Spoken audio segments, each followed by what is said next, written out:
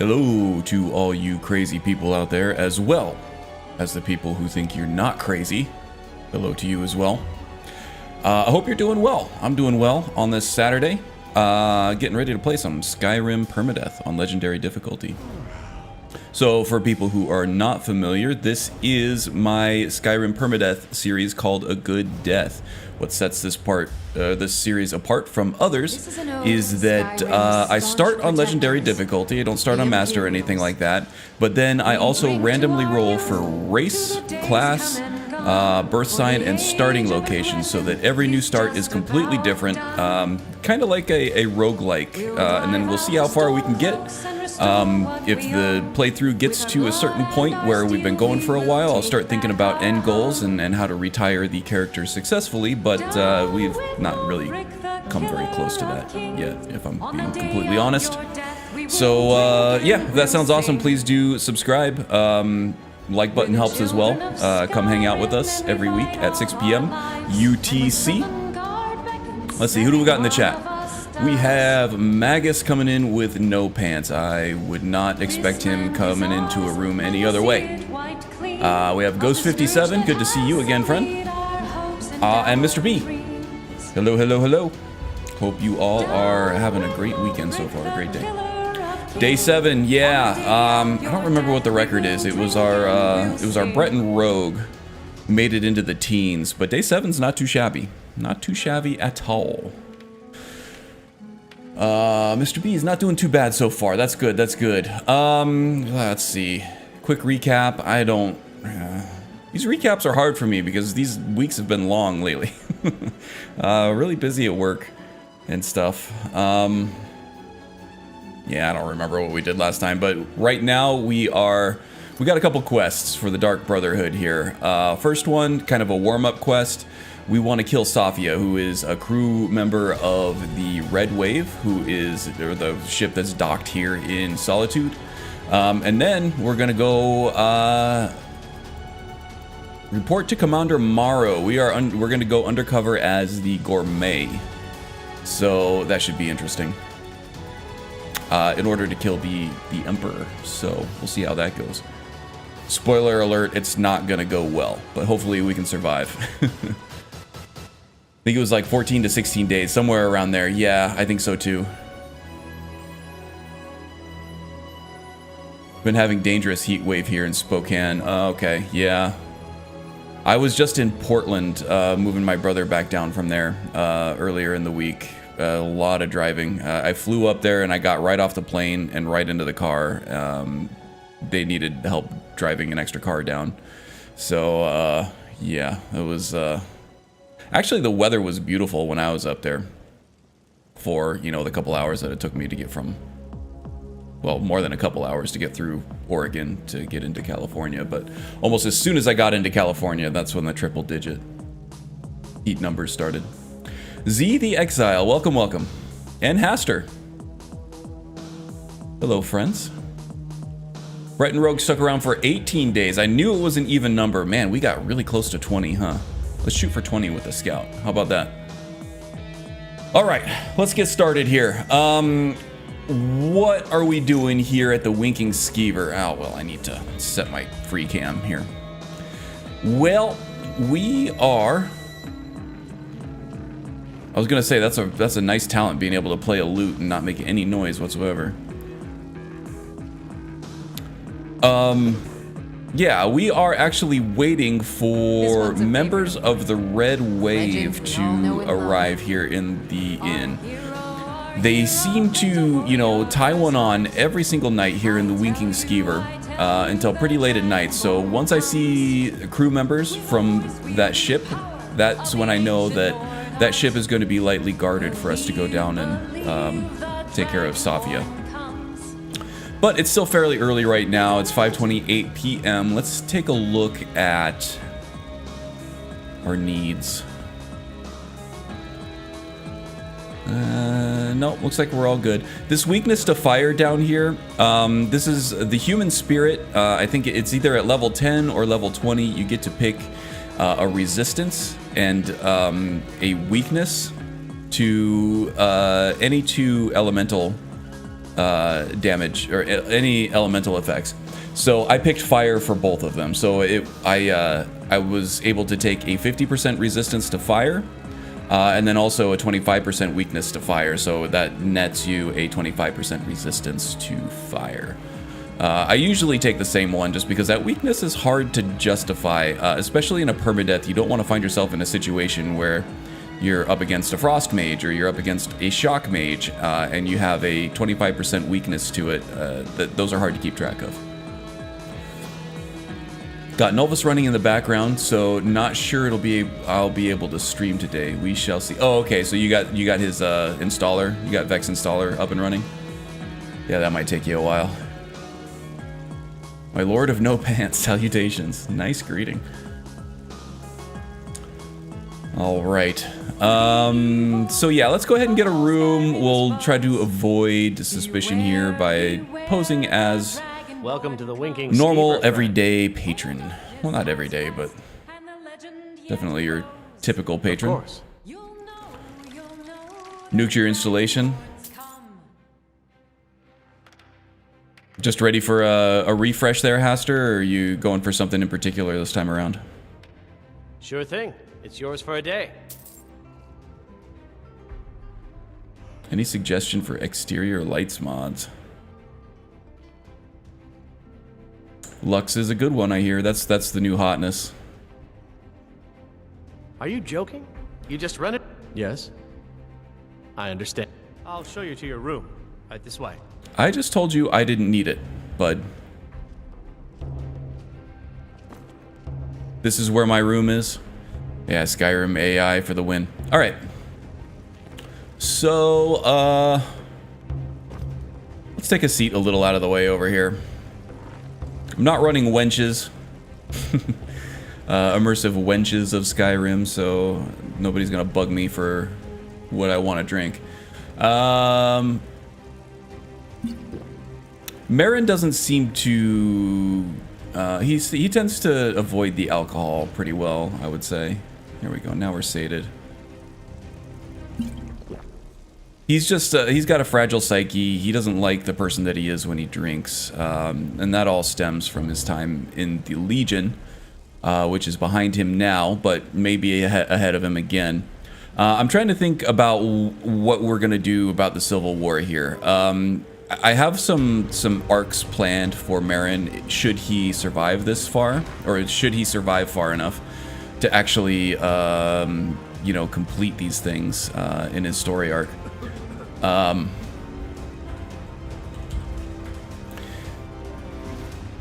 think the Dark Brotherhood, we're going to see that through to the end. We're going to improve the Dark Brotherhood Sanctuary in Dawnstar until he sees the torture victims in the torture room there. And I think that's going to trigger some kind of PTSD in him because he had to witness some torture as part of the Legion in the Great War.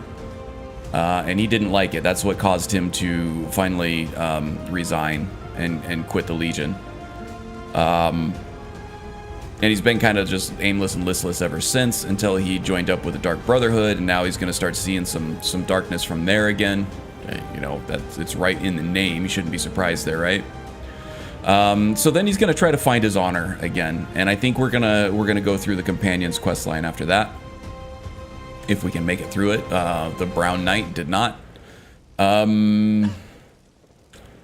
maybe Varen can with his sneak skills. A little bit better chance to get through that than just a heavily armored melee build.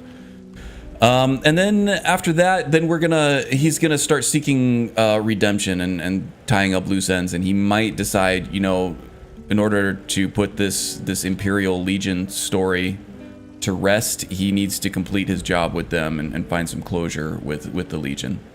The other part of that is that this class is called, or this race and class combo is the Imperial Scout, and Imperial refers to the race, not the class, right?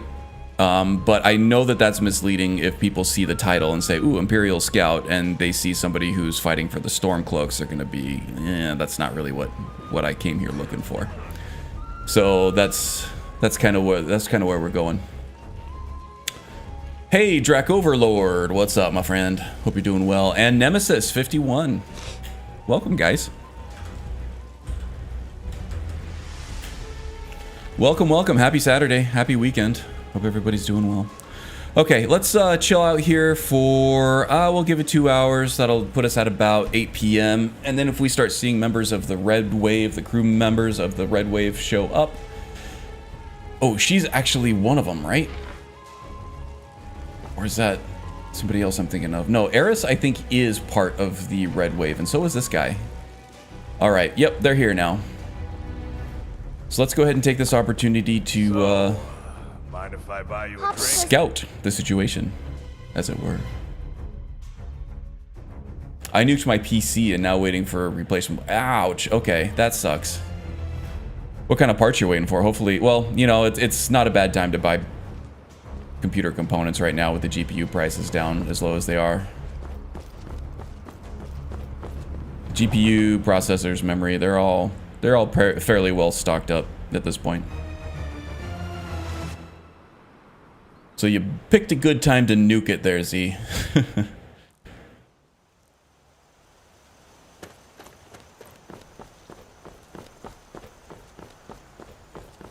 I can't tell if the visibility is better with or without the lantern right now. Close up, it's definitely better with it on, but then it also makes it harder to see out in the distance. In the dark, anyway. Everything is dead and fried. Oh boy. Did you get like a power surge or something?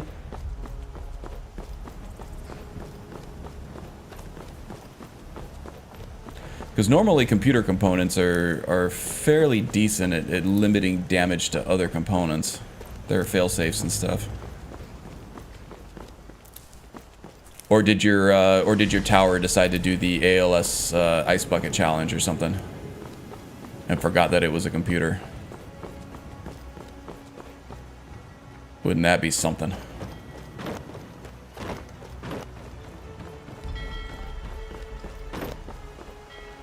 Yep, lost the PC, a fridge, and a TV. Man. That sucks.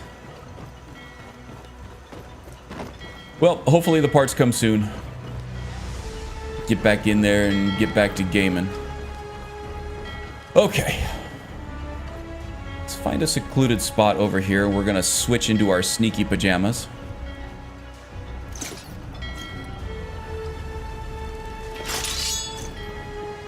And there we go. For some reason, I always lose my hood whenever I switch to,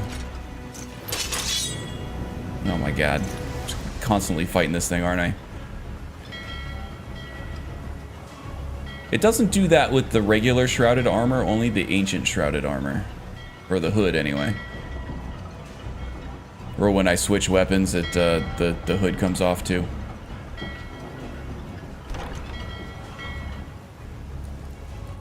Off stream, I did go through and make some more buff potions for Fortify Sneak and Invisibility. I'm all stocked up on those now. Oh, there's a dude right there. Sabine. All right.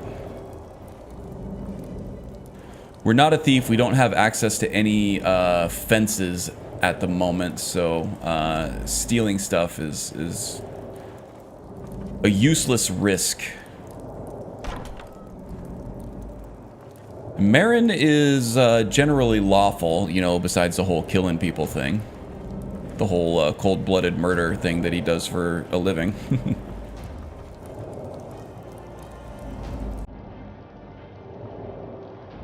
I would consider him probably lawful neutral, if we're talking about it in terms of D&D alignments.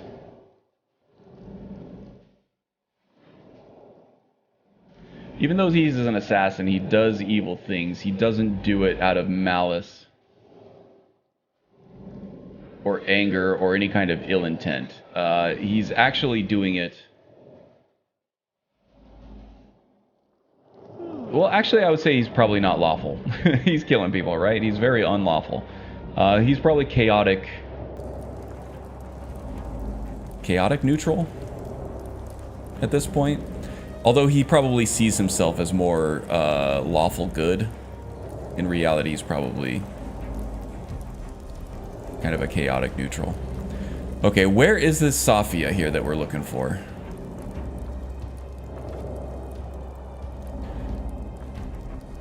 I like to imagine that when Nazir gave Marin this contract, he gave him a bit of a description so that he would be able to pick her out if he saw her. Someone over here.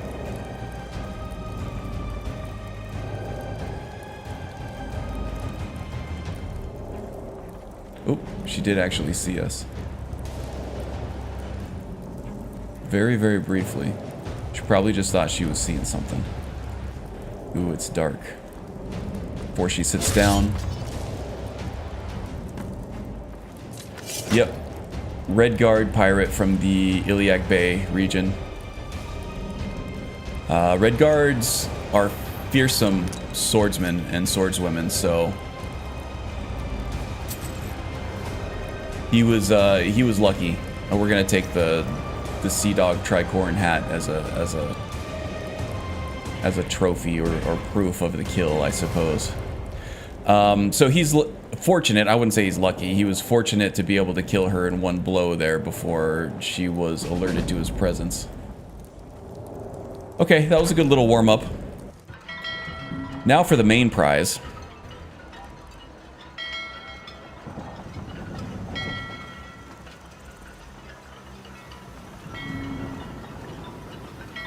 The Emperor. What's the Emperor's name in this? You don't say it just yet. Oh, it's on the tip of my tongue. Titus Mead, I think? Is it Mead?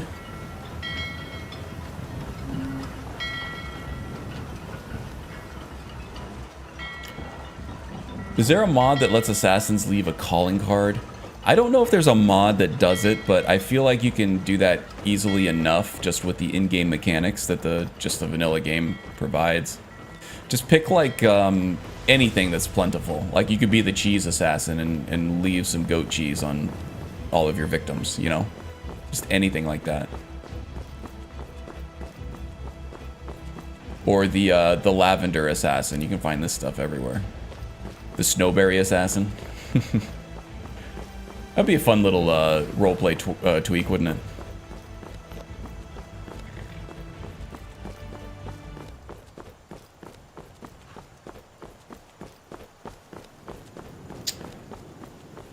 Oh, welcome, Mr. Jedi 2. I don't know that I saw you come in. Hope your weekend is doing well so far.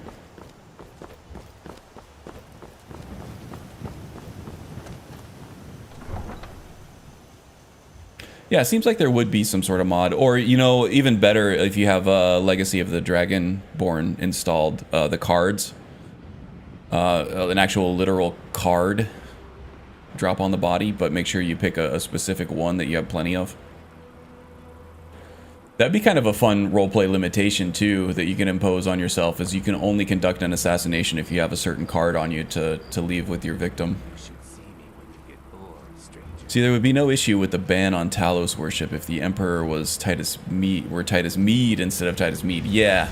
I was thinking the same thing. I was like, what? Oops. We are in our pajamas here. We don't want to... It's 9 p.m. We are in kind of a nondescript outfit here. Just a traveling adventure. This person looks like they could be a good cook or not. But definitely seems like they've spent some time with the orcs as an Imperial. Probably, you know, may very well have spent some time with the Bretons too. In any case, he seems like he is, you know, grizzled enough to have made it through the Rothgarian Mountains into Skyrim. No way I trust him with the Emperor's life. You worry too much. The Emperor's never been safer. Stop right there. The tower is off limits until further notice. What's this now? Order of His Eminence, possessor of these papers. The gourmet. By Azra. The gourmet. I'm sorry. I didn't realize. We had no idea who to expect. You understand. You're not dressed as I would have suspected. But please, don't let me keep you. Proceed to the kitchen straight away. Oh, it's just straight up called calling card. Been eagerly awaiting your arrival. Who would have thunk it? All right. Let's go report to this head chef over here.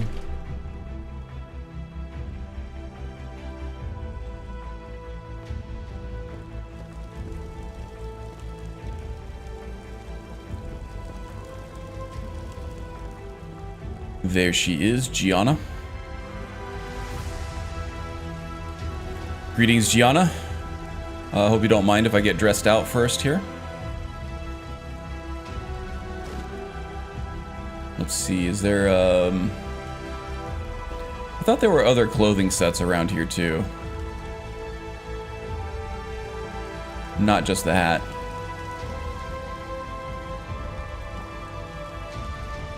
You don't have an apron around here anywhere, Gianna? An extra apron? Really?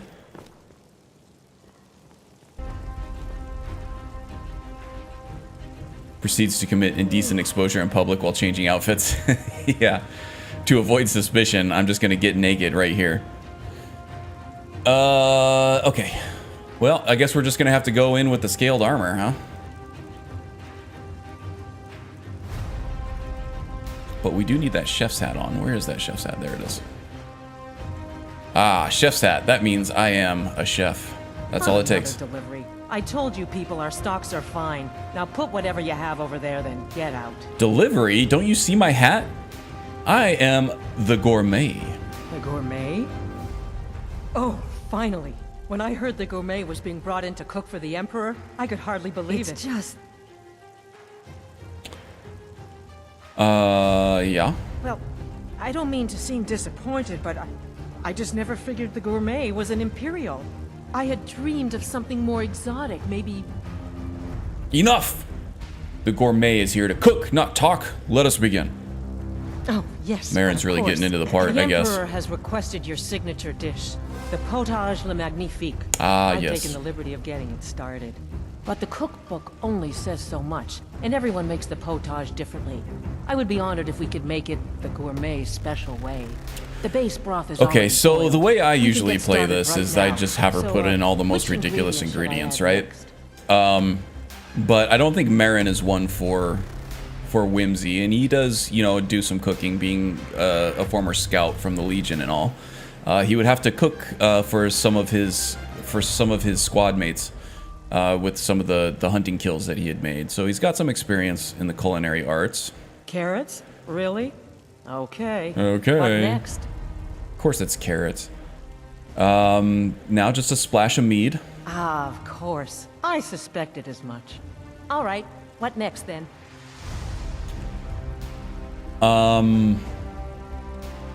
Let's try some Nern root. There's a little bit of like an earthy bitterness, but not a whole lot, and we're gonna remove the leaves before we serve it, okay? Really? Oh, I use nin root as a special seasoning all the time as Nin well. root. What a wonderful idea. Okay, now what? And this is the most important part, diced horker meat. Porker. So delicious, I swear. Is there a soul alive? It's the who marbled doesn't enjoy fat the taste mixed in with the Oh, yeah. meat. It's kind of like a Wagyu There we beef go. 1 cup of diced horker meat. or I Wagyu. have to say, the stew seems done. Add anything else and we may dilute the distinct flavors. So, No, is hold that on. it? There's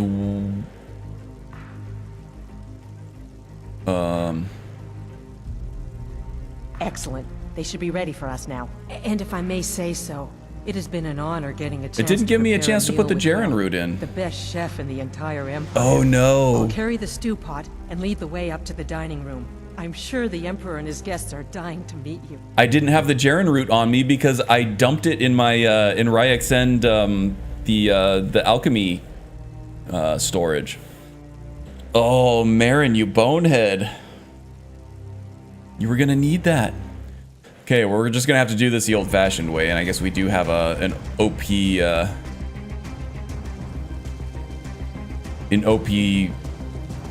ingredient now for a super crazy potion.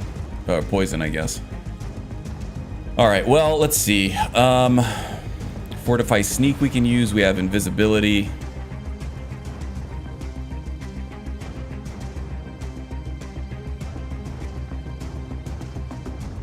I have the Jaren root on me? No, I don't.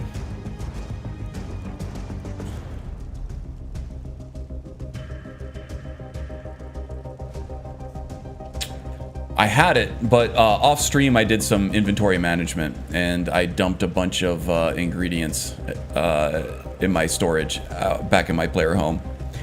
And I think I just blindly just threw the Jaren root in there too. Okay. So now Marin is panicking a little bit, which, you know, whenever Jaren panics, he gets a little... he gets a little friendly advice from his friend Lucy in here.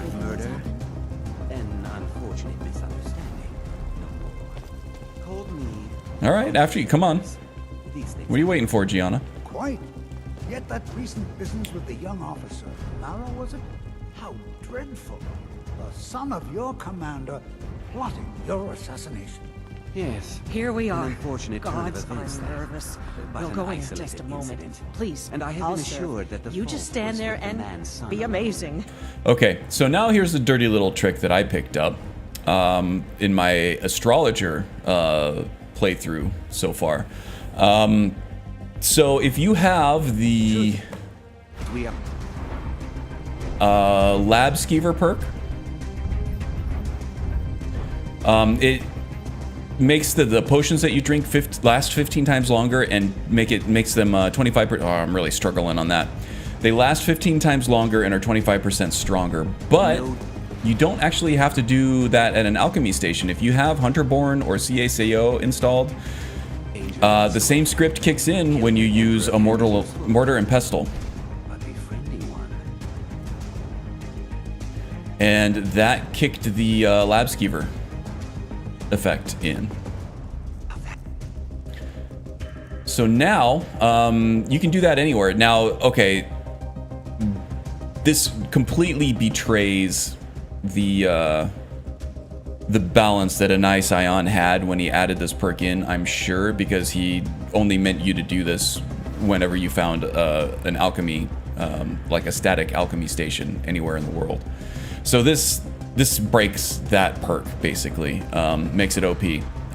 But I think as a build guide, somebody who puts build guides up on his YouTube channel, it's kind of like my job to find the broken stuff like this, and then I feel obligated to share it. So this will be part of the astrologer build guide as well. So look forward to that. Now we can buff up our block. We can buff up our health. We can buff up our light armor, our one-handed, our sneak, fortify our stamina, and regenerate our health. Oh, and regenerate our stamina.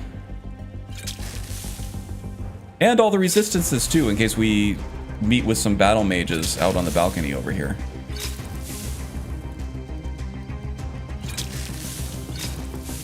Alchemy is the great equalizer in this game. It takes a weak build or a weak class, and if they have alchemy, Aha! Here we are, honored guests. if they have alchemy talent The gourmet. that is available to them, Potage le magnifique. you can make any class viable. My friends, as Emperor, I of course reserve the right of first taste. No root, no problem. Yeah, we're gonna try. Oh, how marvelous. Just delicious. Well, everybody is focused on everything I the had- Emperor. We're going to do a little bit of a disappearing act here.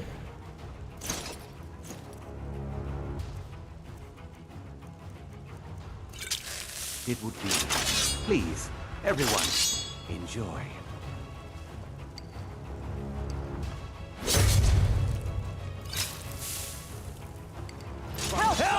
The gourmet has killed the Emperor! And then Lucien is going to cover our exit.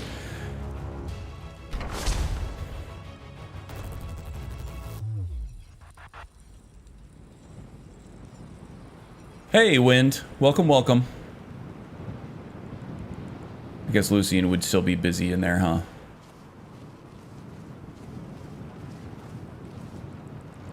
Okay, there's no way out of this. The gear set 1 actually provides better straight up armor. So we'll switch back to the scaled stuff.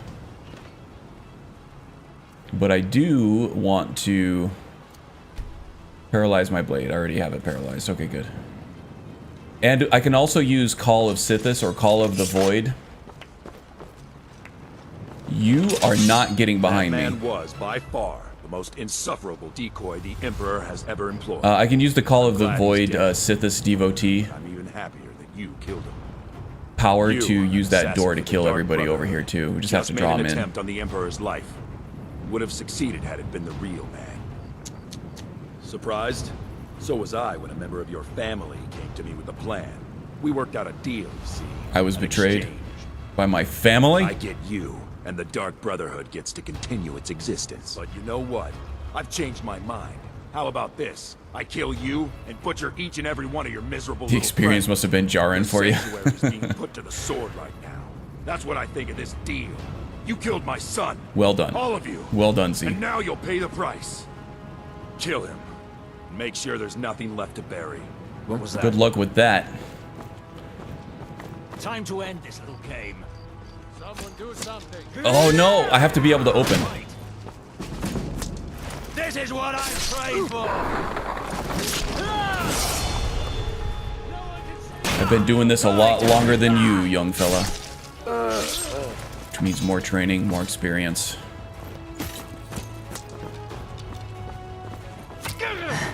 And more experience having withstood pain. All right. So, yeah, I would say that Marin here is quite formidable as a swordsman. And I'm kind of looking forward to exploring more of that aspect of him in the companions, if we can get that far. We'll take the shield as a trophy.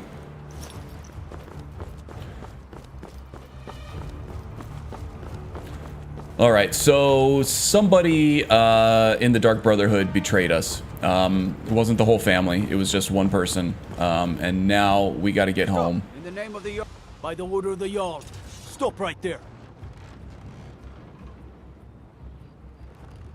I don't have time for this right now. Then pay with your blood. Go, go, go, Marin.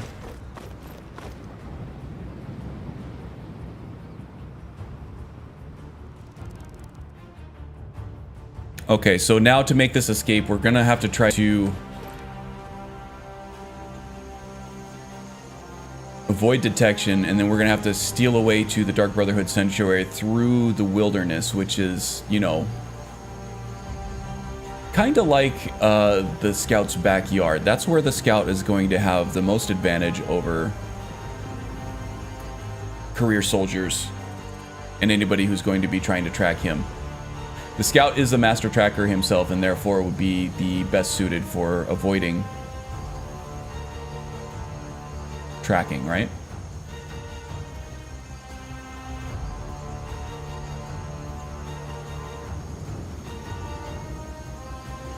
Okay, well, let's see. We still have plenty of frost resistance, I think, from that potion that we took, right? Resist frost. We have almost 11 minutes of it. Okay. Now's the time to get into the water, then.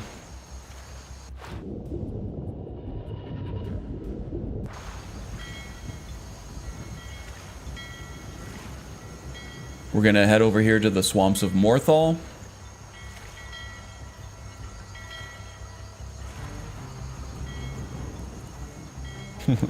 I think you can tell when a situation is tense in the game because I sit up a little taller and I lean forward. Usually when I'm just relaxed, I'm like back and slouching.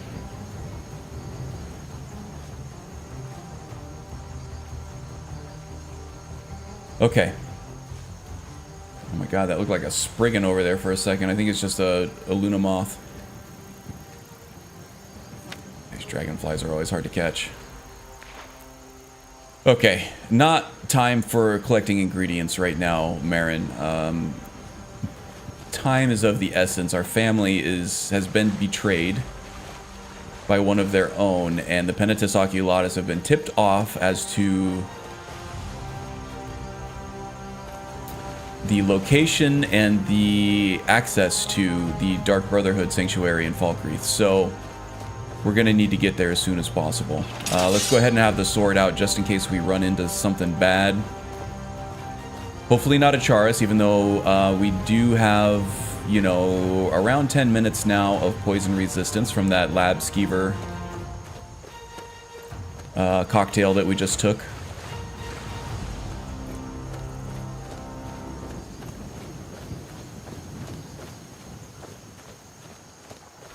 Still trying to head. That was just a fox. It looked like a skeever there for a second. Still heading south here. Ooh, we're heading more east than south though, so let's adjust course.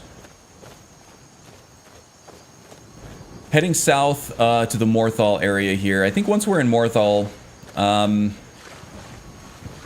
we'll be fairly out of the way of any kind of Imperial trackers that are trying to chase us down. I would consider taking a carriage. However, ooh, what cave is this? I don't even. Oh, this is like a back entrance to the. Oh, what's that? The fort over here with the necromancers. Snowhawk, maybe. Ooh, the moon is bright. It's almost like daylight out here.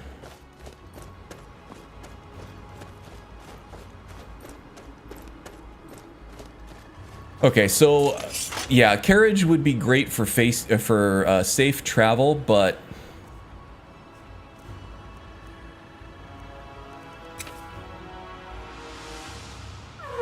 our horse is going to be even faster.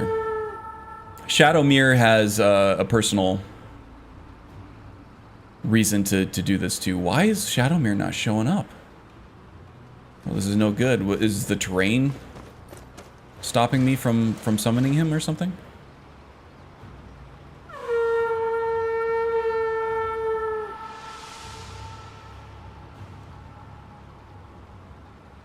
Huh. Well, that's interesting. Let's do a quick save and quick load.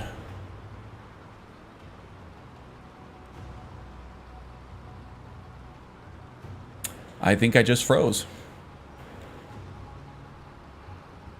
Interesting. All right, where was the last time I saved? It was probably the autosave before I came out of the tower. All right. How annoying.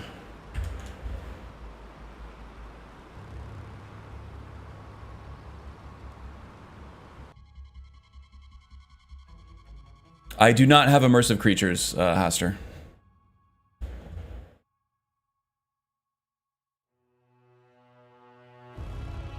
Try again.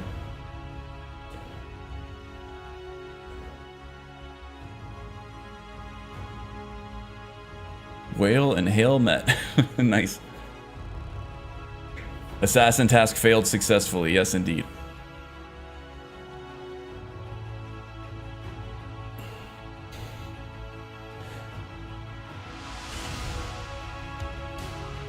I just love redoing stuff.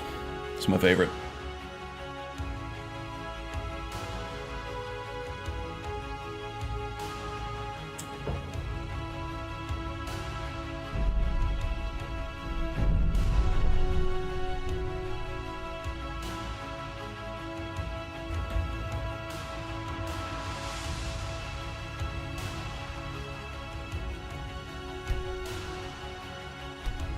Let's see where this puts us. Probably right before we exited that windmill tower.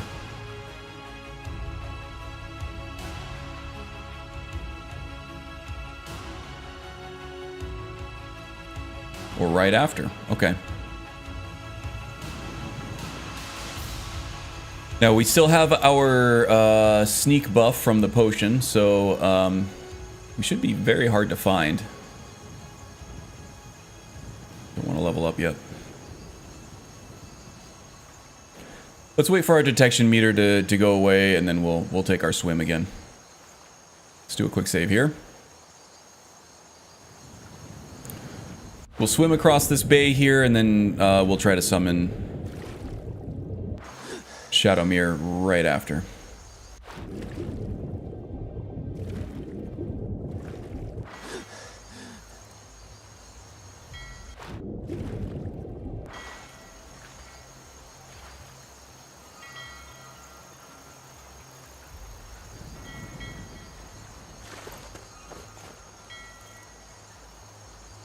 Okay, Shadowmere, you with me?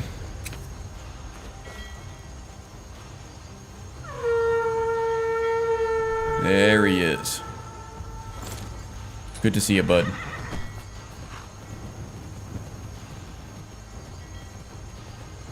Okay, let's try to keep the bay area on our right. That will keep us pointed south, I think. Well, it's going to point us west at some point, so let's just follow the compass. I try to not follow the compass as much as possible. Okay, now I just saw a thing saying that the health regen increased. That's oh, there's that Charis.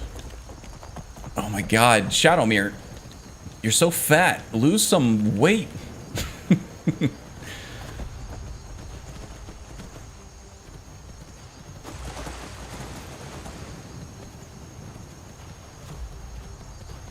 All right, what is this? Is that the Tall Mast Tavern? That's actually good. This will put us on a road at least.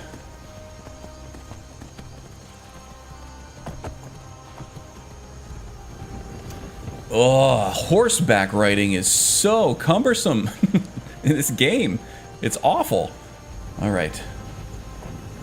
Yeah, I've been playing a lot of Elden Ring lately, and the horseback mobility and just the horseback gameplay in general in that game is just leagues and leagues and leagues beyond Skyrim. So coming from that game back to this one, and the awful horseback stuff in this, it's kind of rough.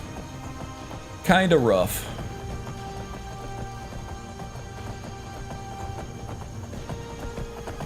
Okay, so the moon right now is facing east, I believe. Yeah, so if we can keep the moon to our left now.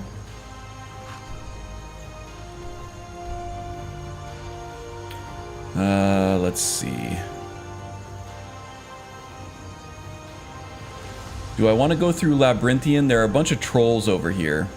A lot of stairs that will make it tough for Shadowmere. I think the most direct route at this point is to cut through this way and then just come through the plains of Whiterun, head over this way.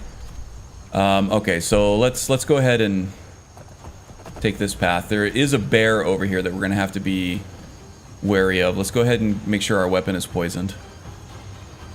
But horses can climb mountains. Yeah, that doesn't work so much if you're role-playing. But you know, why not? Maybe in Skyrim, horses can climb like mountain goats with the full weight of a full-grown man on their back. What was that? Oh, we got bandits. I'd rather have the bandits than the bear, honestly.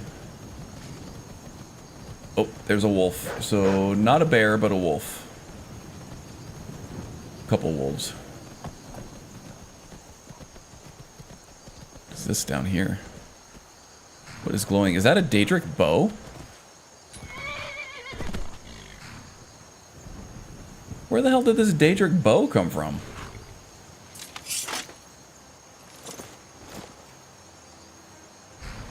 This is worth risking life and limb for. I am not that high level. I think I just maybe hit level 30. Yeah.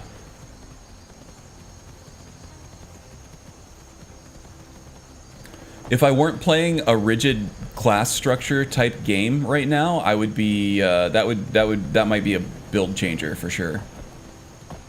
Like if I'm doing just a regular roleplay playthrough, finding a Daedric bow out in the wilderness is a very quick way to turn your otherwise non-archer character into an archer real quick.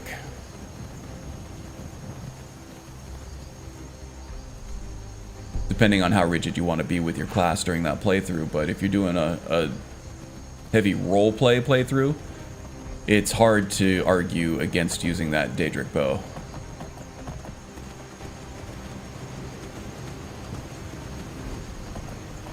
I really wonder where the hell that thing came from. Okay, there's a skeever.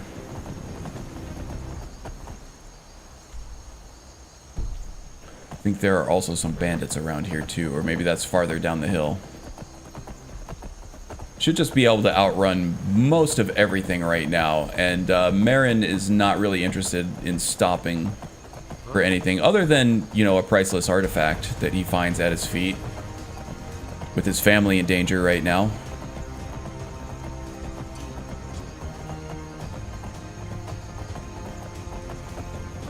Let's get to Rorikstead, we'll do a quick save.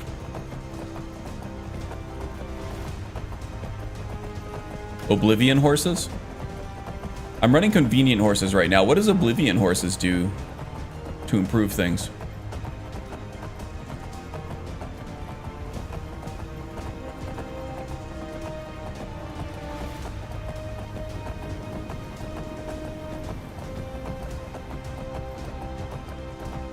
I think my biggest complaint there was too much geometry in that Morthal swamp that I was getting hung up on, and the horse's sort of collision box was too large and too unwieldy to get through that without any kind of frustration. So yeah, I think that, you know, terrain traversal is not something that's easily fixed in a mod. I did see one mod come out recently. Oh, there's Ragnar the Red. Riding to Whiterun from Old Rorikstead.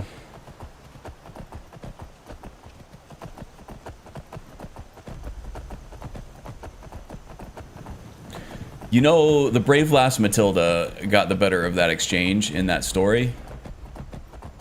But Ragnar the Red is the only one that is the character that people remember. And he's the only one that people still get to see.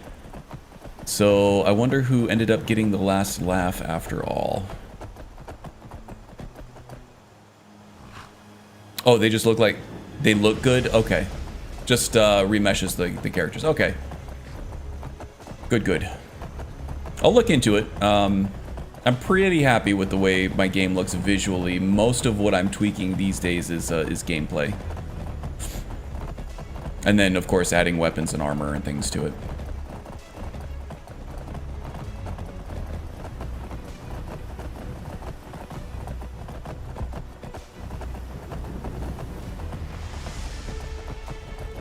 Matilda might have been a companion. It sounds about right. There's a wolf.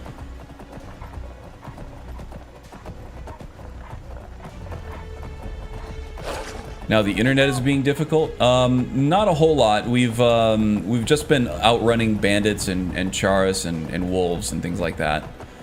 Decided to take a cross-country route through the mountains here. Just because we thought that would be quicker, and it has been. Didn't want to go through Labyrinthian because of all the stairs. Might have been tough on Shadowmere's hooves, and that would have taken us a little bit out of our way. Okay, I think this is Falkreath. Or is this going to... No, that's Karthwasten. Okay, the next right is where we're going.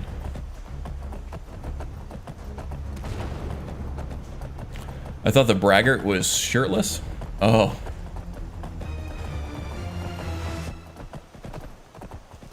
Shortless.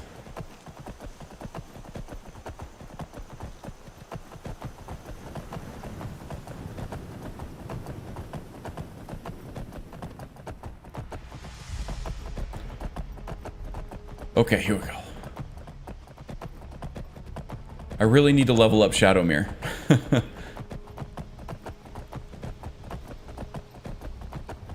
He is slow, and he goes out of breath. Ooh, okay, those are Legion and Penitus horses over there. So let's get all roided up here. First, we're gonna switch into our PJs. Do I have my dagger handy? No, I have my shield and my sword. That's probably fine, actually. Okay, let's get Lab Skeever active. And then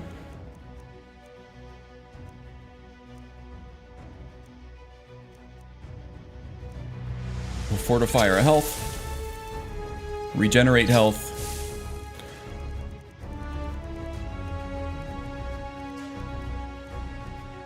Fortify block, fortify archery. I think helps sneak attacks. Light armor, one-handed, sneak.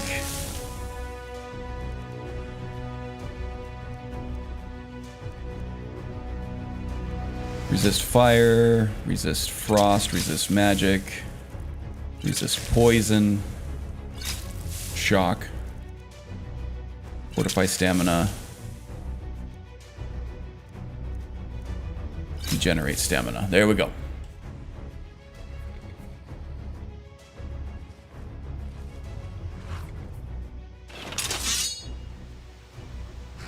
And I lost my hotkey for my blade here. Okay, quick save. Quick load usually fixes the hotkey situation here.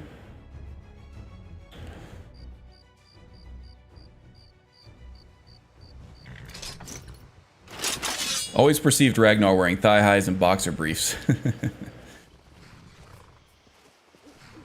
But do you think he has Dionysus thighs? Oh, this isn't, okay. This is fine. This is an Imperial escort for those nobles. They didn't see us anyway. And that is a fox. That has valuable canine teeth, but I'll let him be because we're focused on something else right now. Yep, we lost our cowl again. Only the ancient shrouded one does that to me. I feel like I'm not even close. I am not even close. Okay, that just spooked me.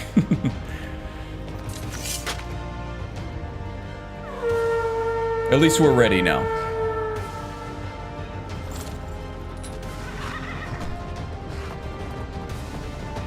It's Half Moon Mill, I think.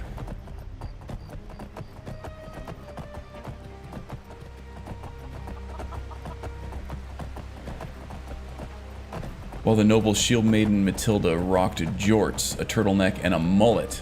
Yes, absolutely.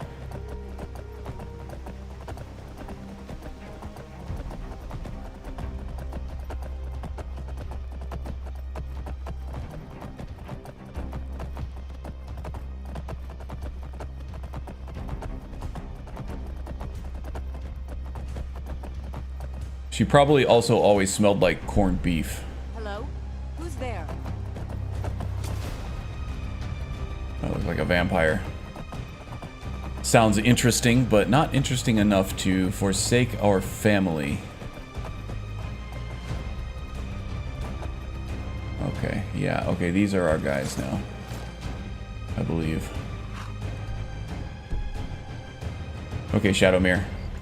Be safe, alright? That's a Thalmor patrol.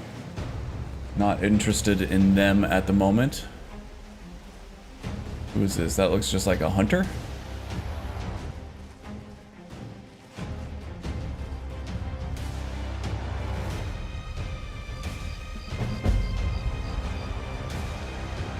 Okay, here we go. Let's see if we can systematically take these guys out. Get in there. God, he's looking right at us there. Our men aren't out in a few minutes. They're dead. Trust me. Anyway, I can smell the smoke. They've already set the place alight. And so ends the Dark Brotherhood, once and for all. About bloody time. Don't be counting your chickens before they hatch, cocky Imperial bastards. Alright. Ooh, there's a human heart. That's important. We'll take that.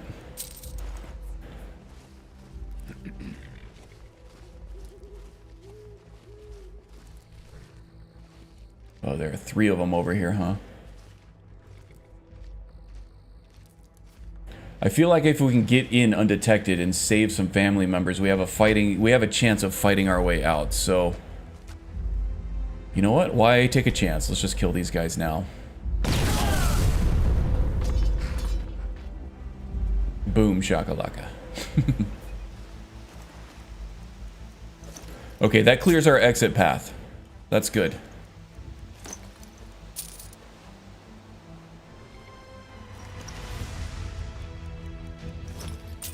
I like taking the cloaks. Shadow mirror.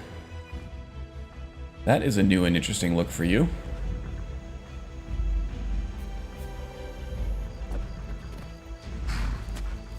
That's not shadow mirror.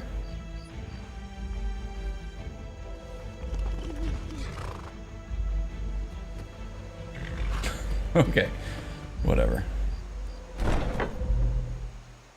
Day 7 indeed. Hey, Gale.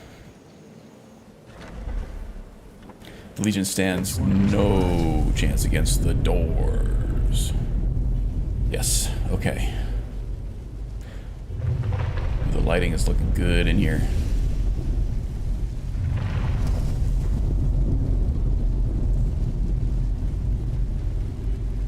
Take the more heavily armored guy out first. We'll pop an invisibility potion while we're mid kill move. We've got trouble. Take this guy out.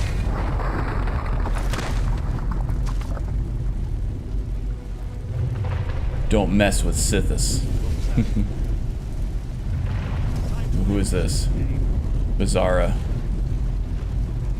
Well, judging from his sloppiness at Solitude when we killed Vittoria Vici, that doesn't surprise us too much, but still sad to see him go.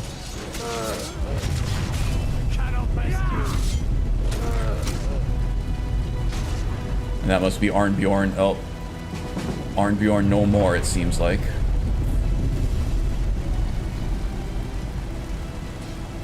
I might be able to sneak past these guys here.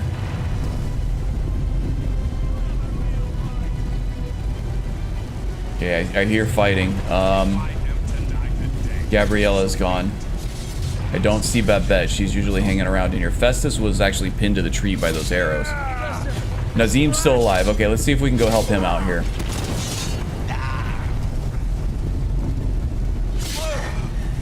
Nazim seems like a fairly formidable swordsman.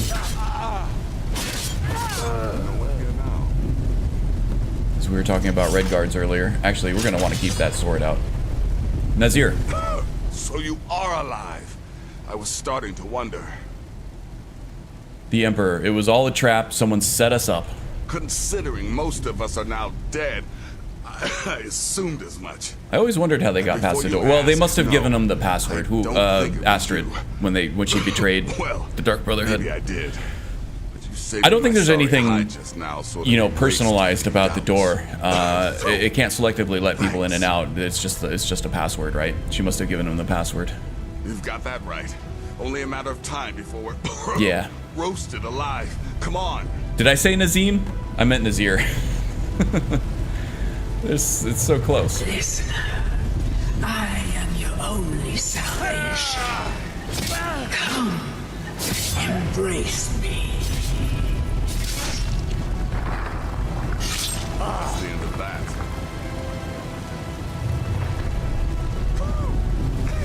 Damn it. There's got to be a way out of here. Okay, we're just gonna have to trust the Night Mother on this one. The Night Mother is the mouthpiece of Sithis himself. There's nobody we trust more than Sithis at the moment, so.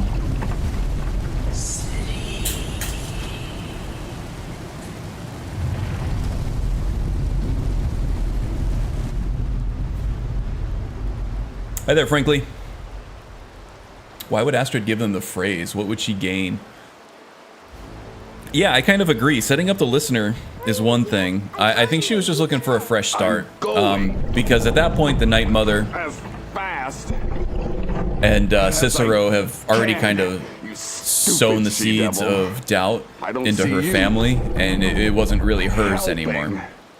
I'm not exactly built for manual labor. Now come on. She also, I don't think, expected them to come kill the entire sanctuary. I think... Yeah, no, she shouldn't have given them the sanctuary key, huh? Can you get get it open? Just another plot hole. I mean, because she said she didn't want the Brotherhood to get destroyed. She just wanted Morrow to kill the listener, right? Dark Brotherhood Sanctuary. So yeah, who knows? But they did find Festus. Festus was outside, pinned to the tree, so maybe they were able to torture Festus into giving up the thing.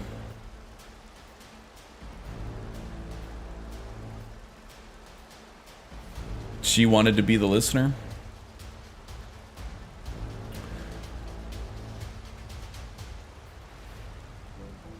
I'm fine, but the Night Mother has another task for me. We have to go right now. Well, in that case, lead on. I'm right behind you. Okay, good. We have to go find Astrid.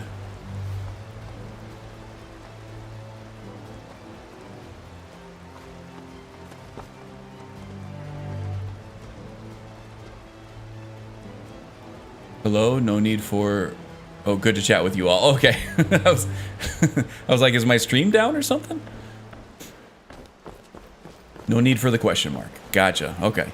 Well, howdy hi there, frankly. Hope you're having a great weekend. Glad to have you joining us for some weekend Skyrim. Some permadeath with our Imperial Scout.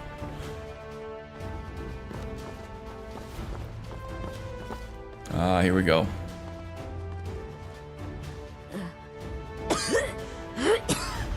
Alive. You're alive. I see Astrid naked. Shh. Please. There is much I have to say. I think it's more she wanted to be the Night Mother. Not much time. And with you as a listener, for her, I'm sorry. for her denying control over her family. Yeah, maybe.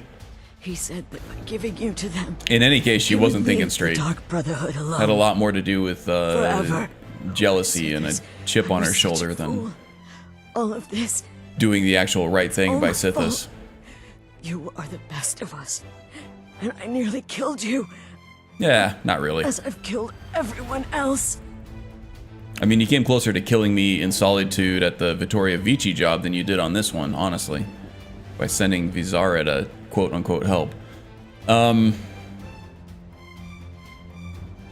You'll be judged by Sithis in the Void. I actually pity you. No, don't pity me. I deserve whatever fate the Dread Lord has in store. Okay, I betrayed that's fair. you, and now Marrow has betrayed me. Fitting. I can handle the betrayal. It's the rest of the family that wasn't able to. They were. Before Cicero. That irks me, Astrid. Before the Night Mother. Extra crispy, not original recipe for this one. I thought I could save us. I was wrong. But you're alive. So there's still a chance. Sithis, if they even exist, don't care from where the blood flows. Rebuild. Probably not, right? That's why I did. But that's not this. What a zealous devotee of Sithis would think, right? To the Night Mother. I am the Black Sacrament. I mean, Sithis is, like, lore-wise, he is, like, the original dude, right? Before there was anything else, there was just the Void and Sithis. Dark Brotherhood for centuries. So he's got to be a lot of layers I was removed to oppose them between and to prove my Man and Myrrh and their plane of existence. I have prayed for a contract. And that of Sithis in the Void. You leave that Sithis probably it doesn't really care all that much. The blade of woe. Except that, you know, the Dark Brotherhood and the Night Mother and the Speaker and the Listener and everything has been such a huge tradition for so many eras that there's got to be something to it. You'd think there's got to be something to it, right?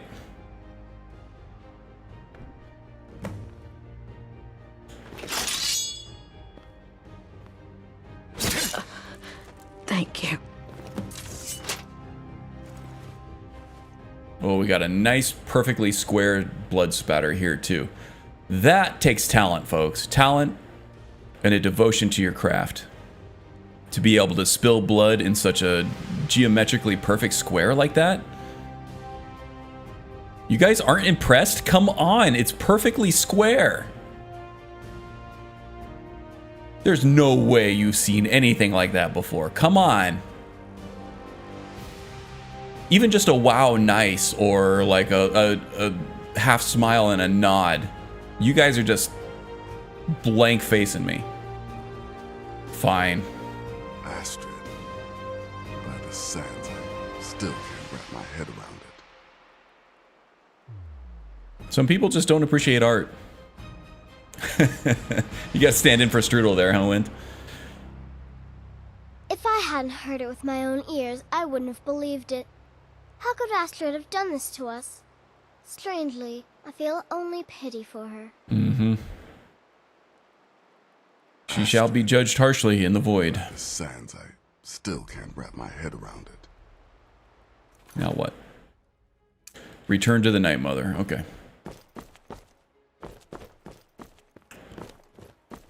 Mama, I'm coming home. For the Ozzy Osbourne fans out there. Astrid is dead.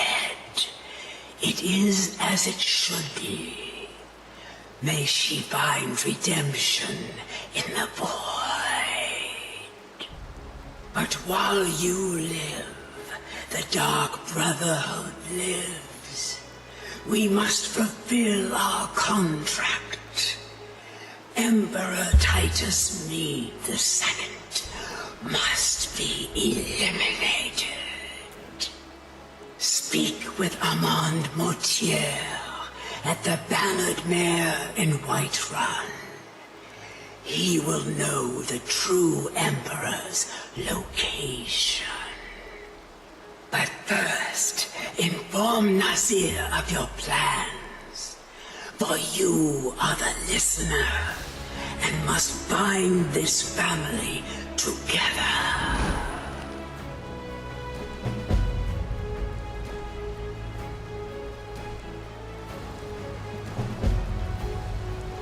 This is one of the better narratives in vanilla. Good characters and gives lots of room for role-playing. Yeah, hard to do so from a good character, which is why I've been doing like the role-play gymnastics through like the PTSD and the sort of dark streak that that Marin exhibits from time to time. Sithis, what a mess. I guess this is the end. It takes either a truly evil character or a truly damaged character, I think, to want to kill people in cold blood, or at least somebody just very dedicated to their art, like the Shadow Scales. Armand Mortier? That were trained and bred from their very birth. You mean there's to be an assassin for the Dark Brotherhood? But how? Our plan has gone to ruin. Everyone is dead. The family. Astrid was the speaker. I don't think there was a speaker. I don't think there is a speaker in Skyrim, right? There's a listener. Lucian, I think, was the last speaker. Maybe not the last speaker, but the last one that we've seen in a game, anyway. All right, then. Go. Go, my listener. Find out what that slimy bastard Mortier has to say. Then send the Emperor to Sithis. But when you're done, there's no use returning. Oh, was she actually technically the speaker? I was thinking, the Dawnstar Sanctuary. We could make a proper home there. Listen, when you're finished with this Emperor business, meet Babette and me there. I'll find some way to move the Night Mother. Don't worry. Now go, and come back with a barrel full of gold, huh? Indeed. Babette, my girl, pack your things. We're moving. I was hoping. Sithis, thank you, my lord, for keeping at least some of us alive. Those were dire circumstances indeed.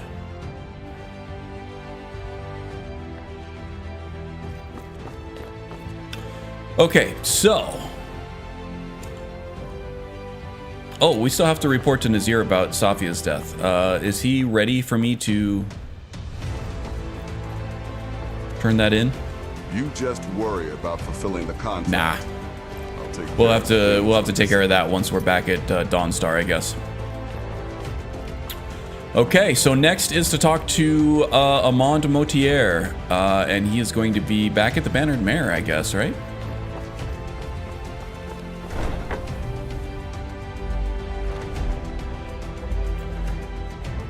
I've always wanted to do this questline focusing on the geopolitics, assassinating the Emperor for the Thalmor Stormcloaks, Motier's faction within the Elder Council, Red Guards, and so on. Yeah, definitely is possible to do any of that.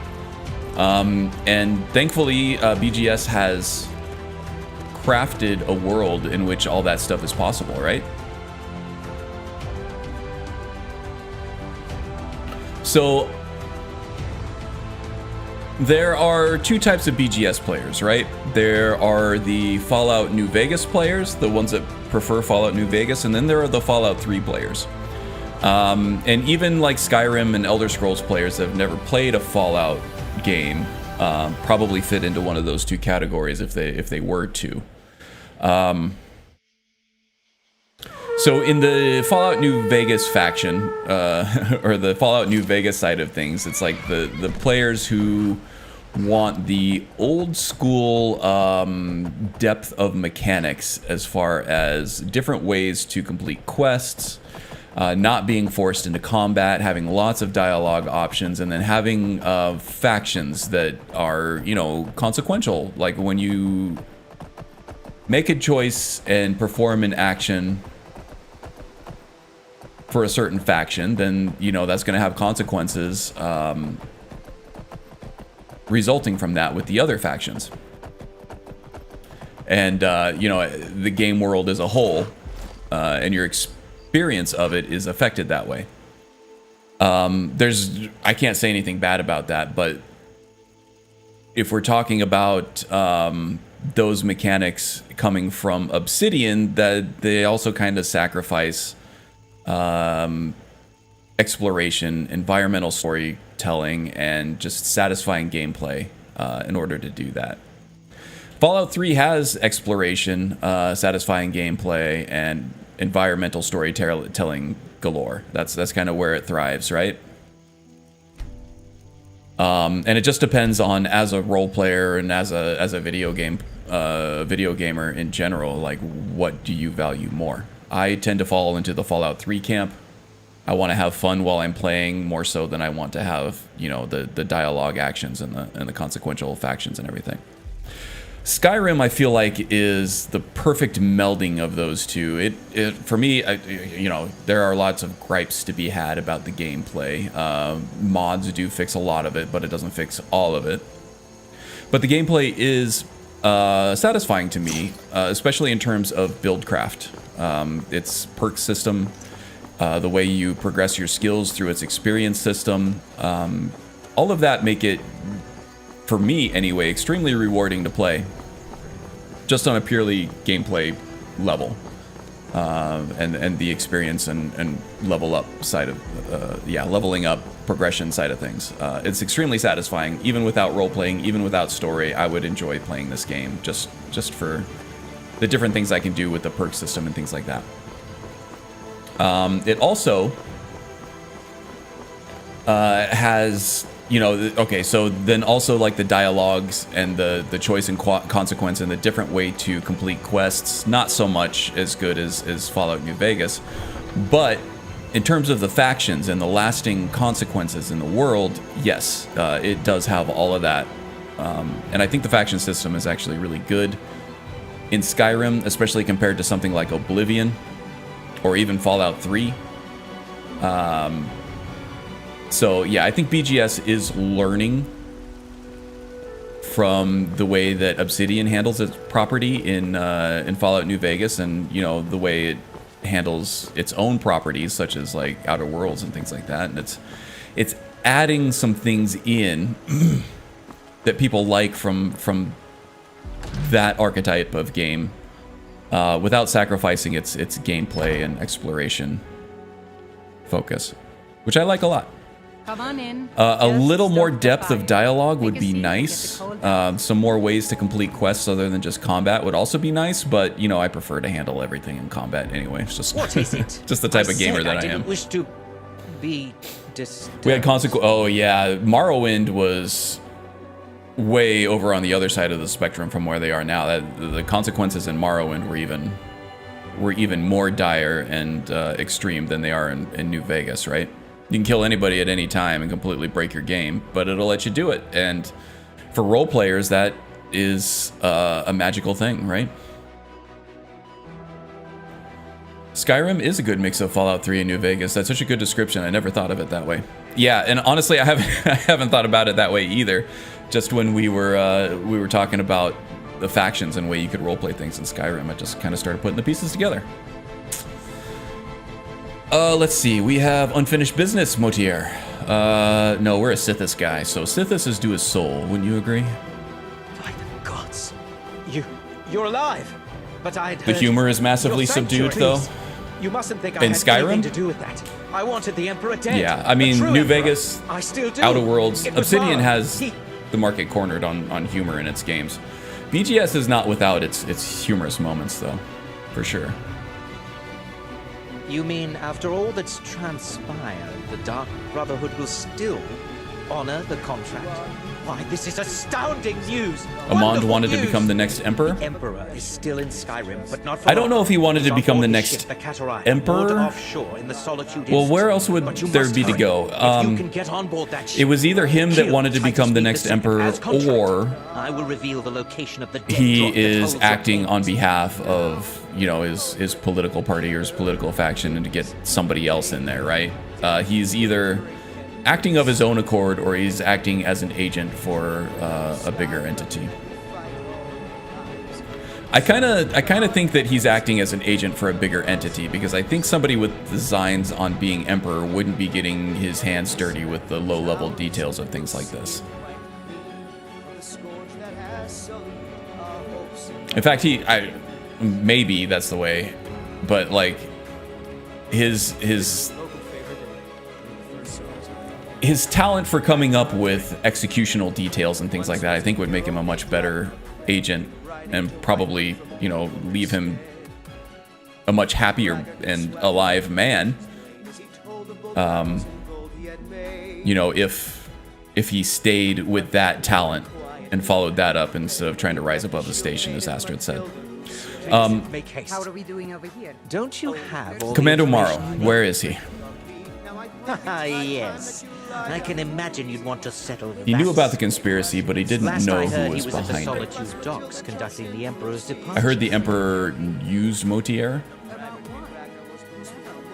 Yeah, didn't Camelworks or Fudge Muppet or somebody do like an in-depth investigation of this, and they kind of there seemed to be that there was something to the story that that Titus Mead put the hit on himself, but I don't know. I thought a lot of it was reaching. I don't remember exactly who it was. It was either Camel or it was Fudge Muppet. What kind of security should I expect? Surely you're joking. This is the true Emperor, not some half-septim lookalike. Yeah, okay, about what I expected surrounded then. by elite bodyguards, I'm sure. You'll have your work cut out for you. Still, Camel. Yeah, it sounds like a Camel thing. Has been completely destroyed. They may be a bit more lax than usual. He's the Skyrim expose guy, right? Curating curious curiosities. This is an old Skyrim. Please, make haste. The Emperor's ship won't stay moored forever. We won't get a chance like this again. Okay, so we're probably getting pretty tired here. We've had a long night. But time is of the essence here. Sounds like those theories that JFK had himself assassinated. Yeah, kinda. Oh, you would be amazed at how seriously people take the lore in these games, frankly. I've seen people have full-blown, like, political style arguments, and I feel like if they were in the same room, it would almost be coming to blows over, you know, whether or not the Stormcloaks or the Legion had it right. I'm like, it's a video game. These are just made up factions. It's okay. Don't take it that seriously. They're obviously just, you know, plot devices to create, you know, this underlying tension in this land. Relax. It's entertainment. Treat it as such. There's nothing to get right in the end. Exactly right. That is the end game for any kind of argument about BGS lore. They've retconned their stuff so often, so much, that it's kind of just, you know, meaningless. Trek and Wards are child's play compared to Warhammer 40k. Oh man, I'm glad I haven't gone down that the Warhammer rabbit hole. I do have Vermintide in my library, and I wanted to play it. It looked fun, but mostly just in a mindless kind of way. All right, so here's the plan of attack here. But I know some people take that Warhammer stuff seriously, and it's so deep, and there's so much of it. They're allegories, yes, indeed, indeed. Okay, so here's the plan of attack. We don't want to go right to Solitude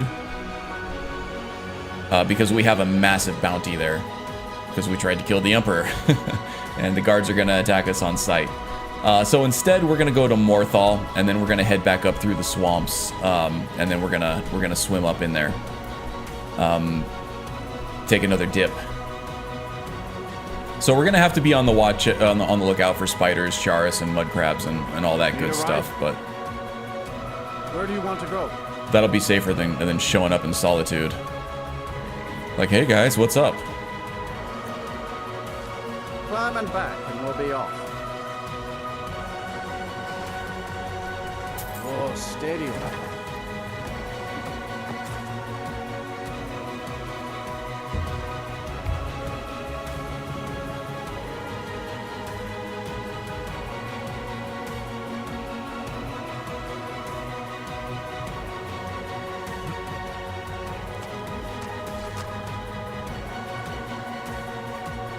Okay, Shadowmere should help us. Ooh, speaking of spiders. That was interesting. Was this a gift from Sithis? Thanks, I guess. Oh, before I go anywhere else, I kind of want to set Shadowmere up for training so I can make him a little faster.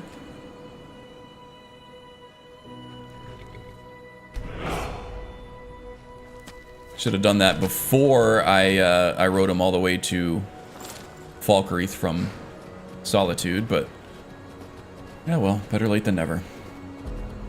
It's never too late to try to improve yourself, right? Especially Shadowmere being, I don't know how many of thousands of years old.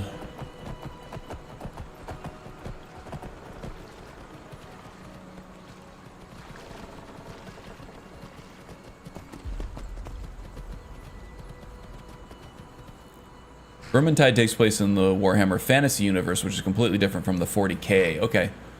But there are some common points, like the races and the... Okay, so the 40k stuff is like the Space Marines and stuff.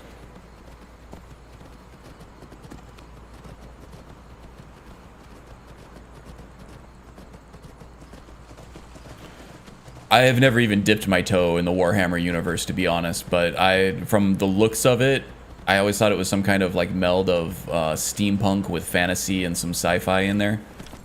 But it sounds like they have actual different worlds. So maybe it's not a melding of all of those, but some of them, and then parts of it are separated into other worlds, I guess.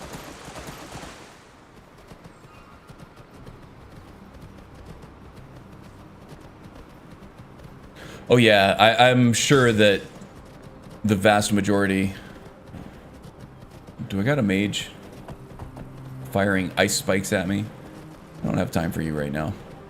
Yeah, I have a feeling that most of the lore wonks for the Warhammer series are tabletop players from back in the day, and probably still current. Okay, is that the Kataraya right there? I believe it is. Yes, it is. Do I have somebody I gotta fight now? No, I am not in combat. Okay. Alright, so let's proc Lab Skeever. We'll take our steroids. We'll put on our pajamas and we'll infiltrate this boat.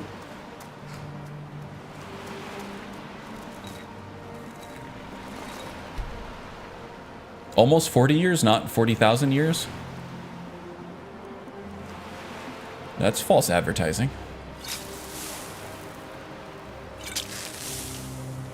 I'm kidding, I'm kidding.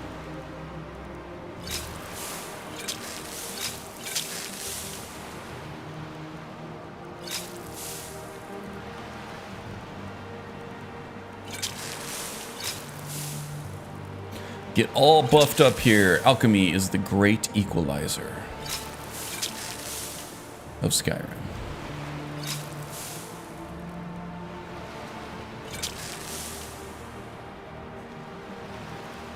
All right, let's put on the jammies. Oops, those aren't the jammies. These are the jammies. Put your hat back on, Morrow. Cover your head. No, we actually want the dagger. Put your hat back on, Morrow. Baldy. No.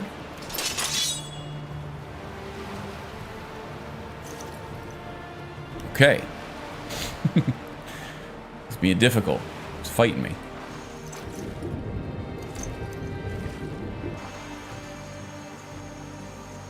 Okay, looks like we can get in through this portcullis here.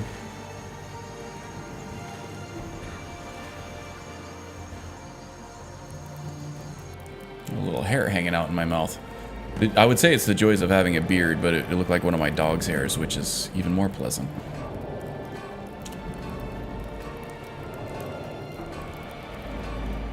Okay, I do have a couple Night Eye potions, I think. I have the one here. I think I have a couple more in my inventory. We're going to save those. We're not a vampire, so we don't have access to the Predator Vision Night Eye. We're not any kind of a mage, so we don't have access to the Night Eye spells added by Odin or Apocalypse.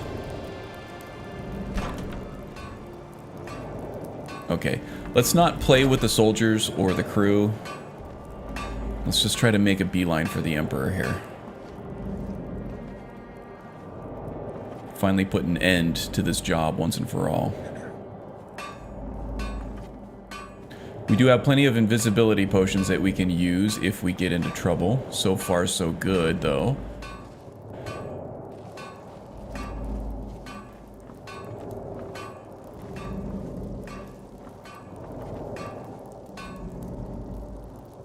Oh, shit.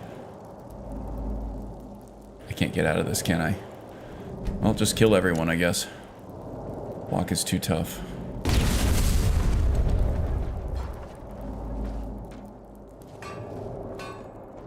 Does somebody here have the key?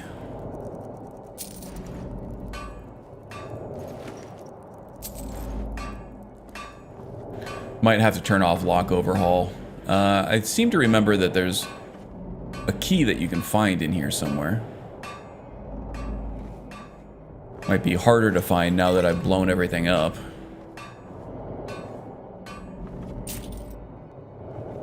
Ever play Blood Bowl?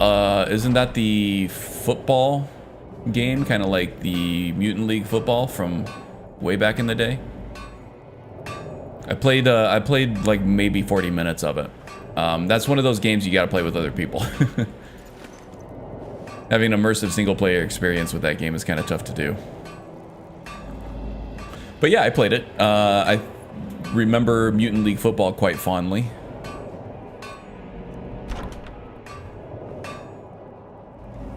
Was that Sithis' version of a flashbang? Yep, yeah. I thought it was actually better than Mutant League football from what I did play of it, but yeah, like I said, I used to play with it with my brothers, and we don't see a whole ton of each other anymore, at least in person, so getting together to play those couch co-op or couch even versus games are hard. That was Sithis' version of clear everyone in the room and kill them instantly. Call it the Sithis door nuke. Yeah, I might be lock blocked here. I thought there was a key that you could find somewhere, but I'm not gonna spend 17 hours looking for this thing, you know?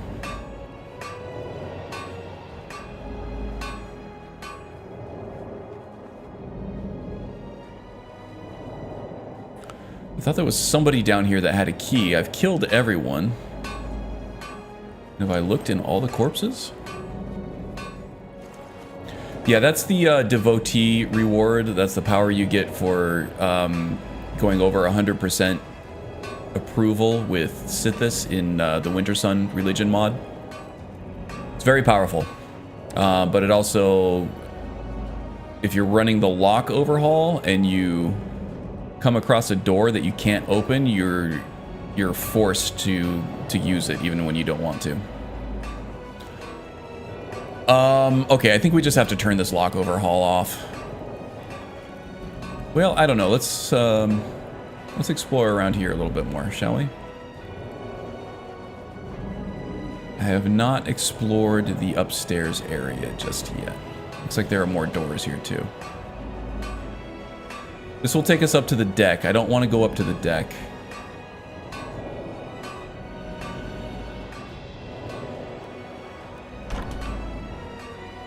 Oh crap. Who is that? The captain has to have a key, right? Sorry, friend, nothing personal. There's the key. All right, we found it. Good, good, good. Wind shear? Yeah. That's actually a pretty good shout. Maybe we go up on the deck. All right. Make sure my lantern is off. Fortify sneak is still good. Yep, another 10 minutes. Invisibility potion at the ready. Yes, please. Yeah, it's at the head of the mast, I think.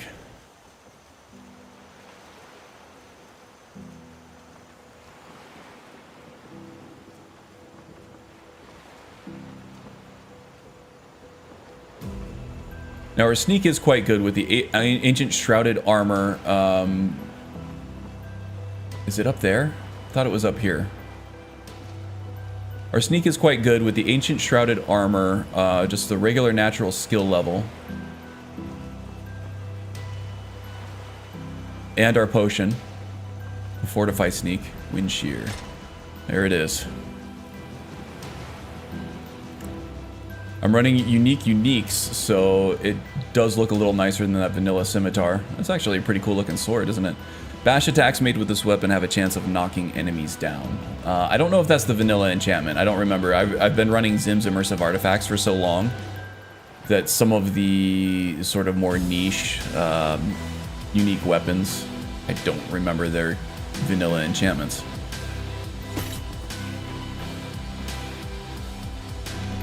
That's a red guard blade if I ever saw one. Yeah, good model choice by the unique folks.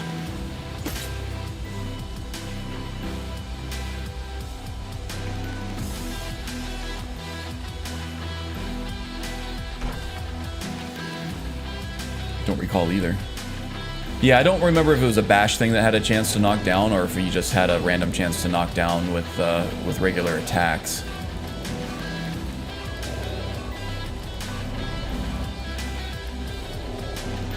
Emperor's quarters? Shit. God damn it. Okay. We had to spend some favor from Zithis in order to open that door, but we got there. The fool. I told him, you can't stop the dark. Okay. Sorry about interrupting that. I'm gonna turn lock overhaul off. It just seems very conflicted with the Sithis power.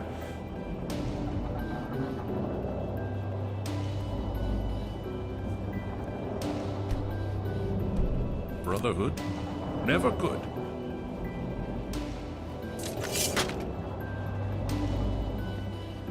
Come now, don't be shy. You haven't come this far just it used to stagger everybody. Okay.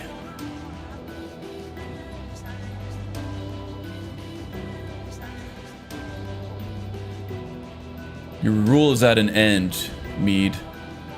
Sithis commands it. Oh, you can save your sinister bravado. I'll not go to my grave whimpering. That's what I remember from my PS3 days. Vanilla wind shear. Okay, so Zims didn't touch it. You must deliver the blow. It is simply the way it is. But I wonder, Would you suffer an old man a few more words before the deed is done?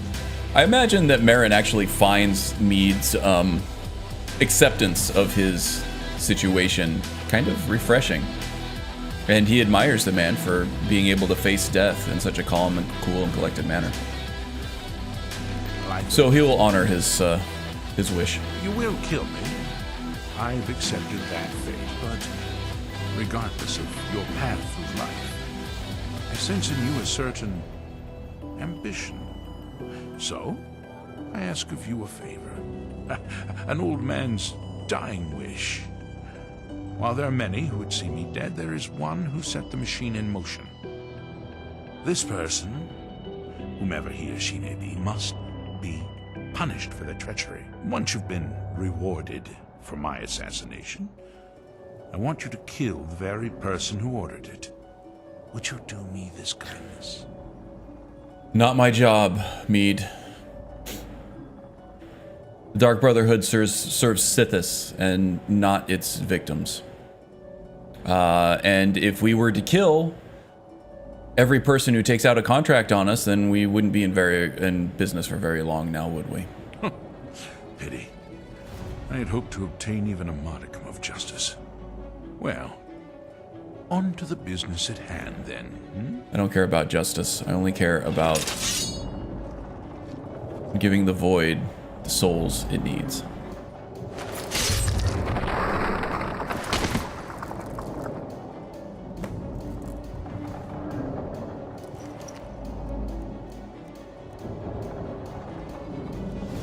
Kind of want to take a trophy.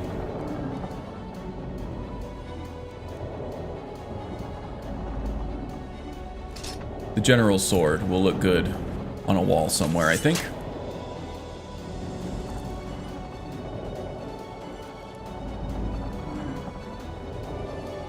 Anything else good in here?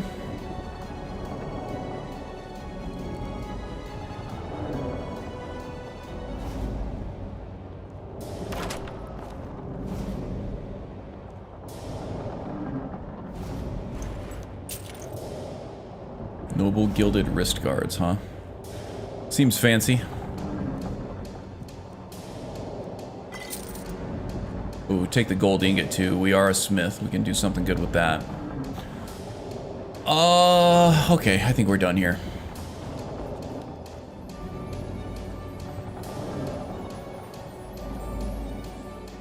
The Imperials sold Merrin out back in the day, didn't they? Well, they didn't sell him out. He just kind of, he ran into some things that he was forced to do that he didn't like, such as like torturing Thalmor agents and stuff like that. That sort of put the dark streak in him. He is a disillusioned veteran, yeah. He left the Legion because, you know, when the Legion started getting desperate because things were not going well in the Great War, before they struck up, you know, their alliance with the Nords. They started to do things that were against Merrin's better judgment and against his principles that he didn't really even knew he had. When he was young, he saw the Thalmor trying to move into Cyrodiil and take control of the Empire.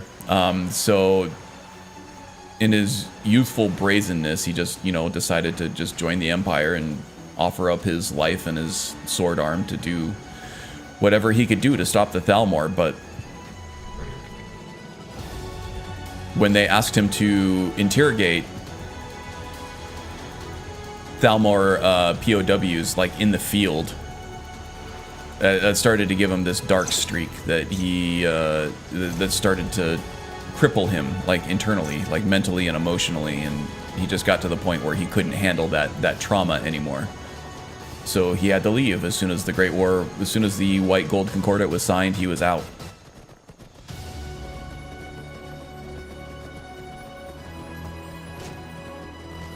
And that is going to lead us to our next story point, I think. Vampire fight there. Okay, we need to get back to Amand Motier, and that is in Whiterun, the Bannered Mare. Okay, we'll go do that. Shadowmere, wow, you are not an Olympic swimmer there, are you, buddy? Yeah, sorry about that. We'll find a more shallow crossing next time.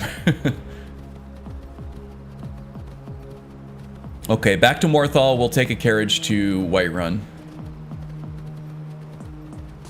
Time to get paid. We've got spiders. Should be able to outrun them. Not too much difficulty. I think we still do have our Fortify Poison. No, we do not, but that's alright. I'm not too worried about it, honestly. Famous last words.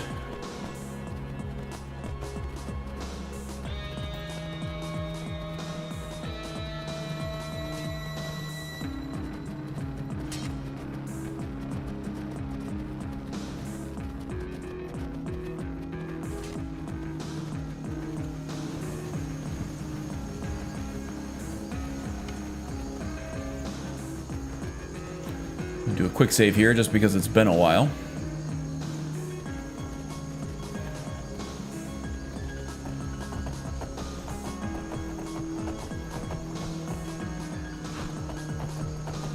Ingrath was forced into service by the Thalmor. Yeah.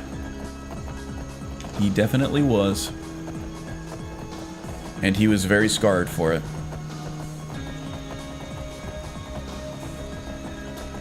Yeah, both very Ingrath and very Kaleo Farada from Couch Warrior TV.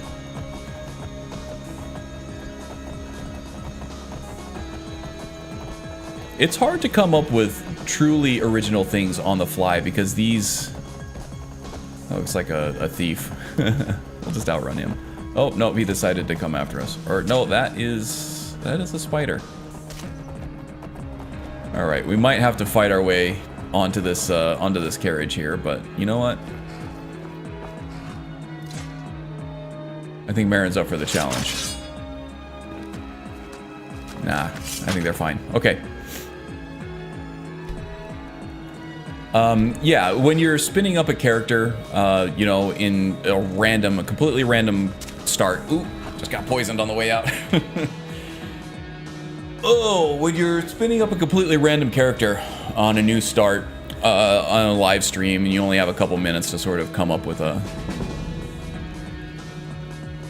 backstory on the fly, you know, your ideas tend to be pretty derivative. I don't think it means that I was copying from either one of them. It's just that that's where your neural connections are going because you've already seen it. And also, I think the jaded Imperial agent is, especially with, you know, the Great War being perhaps the most significant item in recent history, according to Skyrim lore, it's low-hanging fruit for character backstory. That was a huge thing that affected almost everybody on Tamriel, if not literally everybody on Tamriel. So it's an easy thing to go for, and it's a good thing to go for, I think. Goods and wares of all kinds, and all can be yours. It just makes sense, right? John Wick makes... Yeah, kinda. Yeah, he's more assassin. He was a scout in the Legion, so it wasn't all the way assassin, but pretty damn close. His infiltration skills were used more for intelligence gathering, but he was well trained in the way of the blade as well to take care of himself. The two characters are different, though, just a comparison. Yeah, indeed. No, yeah, I don't think you were accusing me of copying anybody. It's just... Sometimes my own, it's like in the moment, it doesn't feel derivative at all. It feels completely original, and I'm like proud of what I come up with. And then I go back and watch an archive just for like technical reasons to see how I can improve my stream and everything and make it more engaging. And I start thinking, oh my gosh, this is very derivative of some such and such character or such and such character from a movie or from a YouTube channel or something like that. And it's like,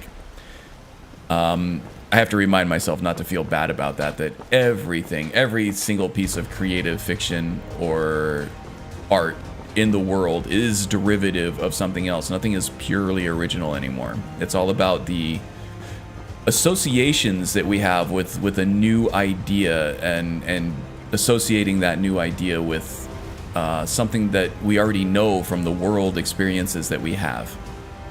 That's just the nature of art. Next Ranger build?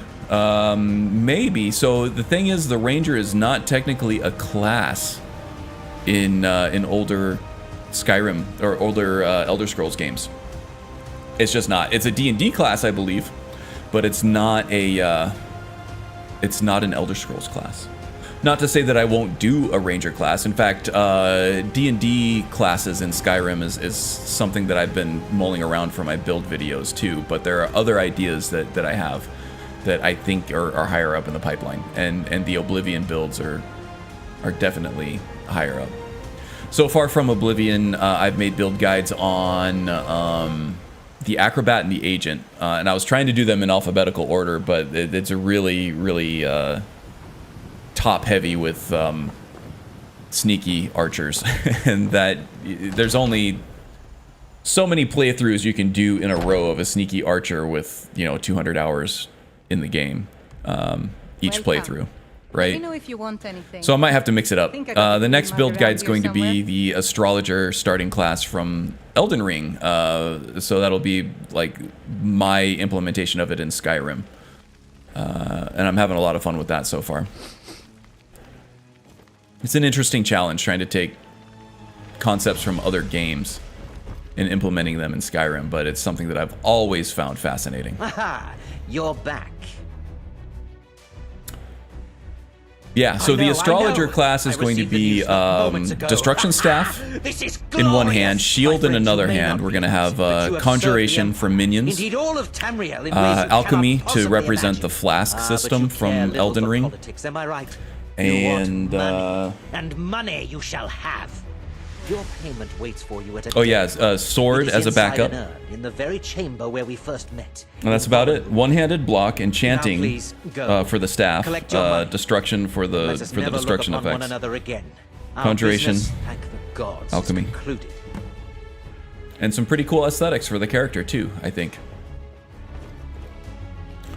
Heavy armor mace crusader, yes, that's going to be in there. I'm very much looking forward to the barbarian as well. There's some kind of cool shamanistic things that you can do with a pure fighter in Ordinator, such as the Hunt Together perk in the archery tree. So the barbarian is a pure fighter. He's light armor. He's both one-handed and two-handed expert. So based on the situation, he can switch weapons. Smithing, block, and archery. But barbarians classically are kind of shamanistic in nature, right? In a lot of different mediums, or not a lot of different mediums, in a lot of different fantasy worlds. So something like Hunt Together or the Lady Stone with the Lunar Familiar are ways to kind of give your character magical aspects when they are not magically talented at all, or things like the Summer Mist enchantments. You have the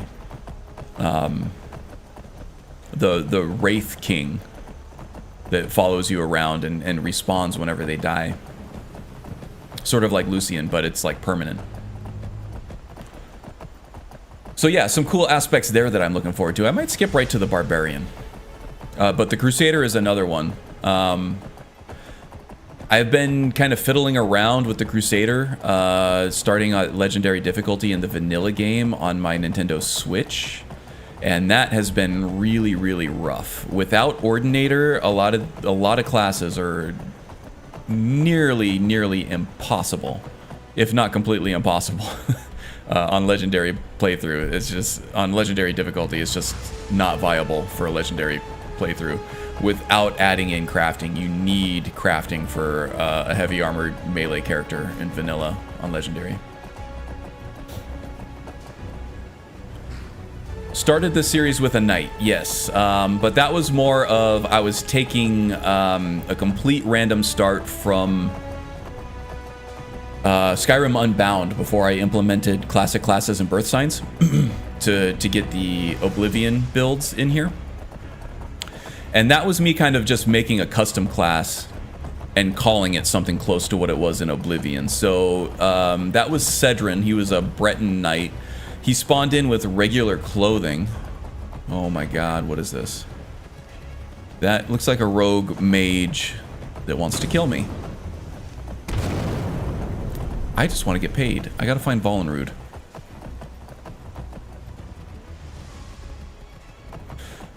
So yeah, he spawned in with regular clothing, but he had a heavy shield, and he had a sword, and he had some, he had an alteration spell. I think it was like, must have been just like oak flesh, and he had an illusion spell, and I don't remember what the illusion spell was. I think it was probably Fury.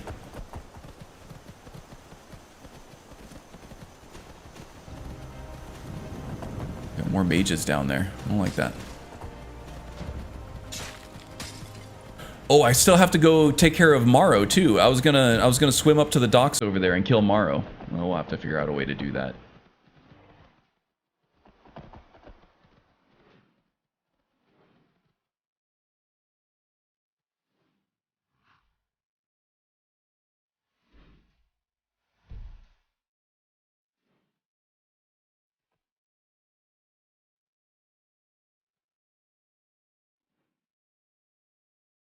That mage was a bit Volenrud. Indeed he was. Indeed he was.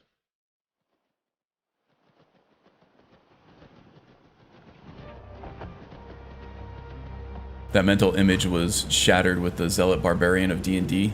Yeah, I gotta get into D&D classes. I don't have enough nerdy friends that live close by with schedules open enough for a D&D campaign, but it would be something that I would love to do at some point. But it doesn't stop me from researching the character classes, right? And implementing them in Skyrim, or trying to as a challenge anyway. And as far as the mage types, Scion has already done part of my job for me with the Triumvirate mod, which helps a lot.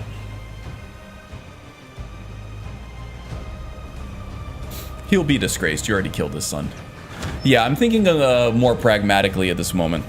As long as Morrow's alive, he's gonna have... oh, this guy respawned since the last time I was there. He's gonna have a bone to pick with the Dark Brotherhood. As long as he is alive, I don't feel like he's gonna ever stop hunting the Dark Brotherhood. So leaving him alive is a liability.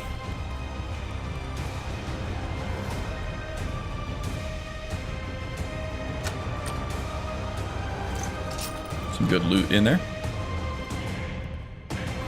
20,000 gold. It's a pretty good chunk of change there, isn't it?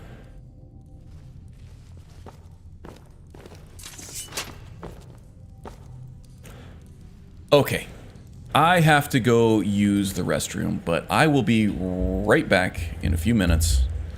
It won't take me long because I never wash my hands. I'm kidding, that was disgusting. I'm a clean person. I'm not a degenerate, I promise. All right, I'll be right back.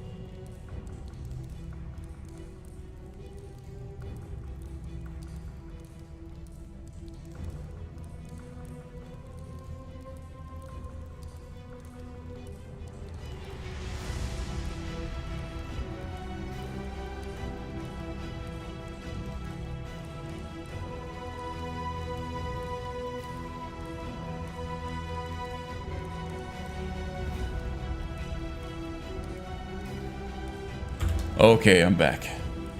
My bladder is freshly empty and it feels glorious.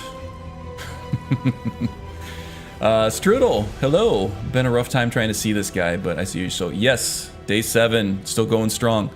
No worries. I know you've been busy with a lot of crazy stuff over there, so take care of yourself. Don't put me first, for sure. Yeah, and you'll be pleased to know, Strudel, that the wind has stepped in for some substitute eye rolls in your absence, so that's good. Got to keep the eyes rolling, right? Marin will keep the heads rolling if you guys keep the eyes rolling, and together you will all keep me happy. Okay, still not up to taking on Volenrud yet. I kind of want to get Dawnbreaker before we start clearing out Draugr tombs, you know? In fact, that might be a fun little thing to do. Okay. What's next here? We got to return to Nazim. No, not Nazim. Nazir. I feel like we're most of the way there. I don't want to hoof it all the way. In fact, I'm just gonna fast travel to the carriage stop here because we were just on this road. We came up through here. Been doing a lot of cross-country travel in this episode, so my patience for it is running a bit thin. Morrow, yes, we still need to do Morrow. My problem with Morrow right now is how do I get there? Because I have a huge bounty in Solitude. It's gonna take a while, regardless of where I spawn in at.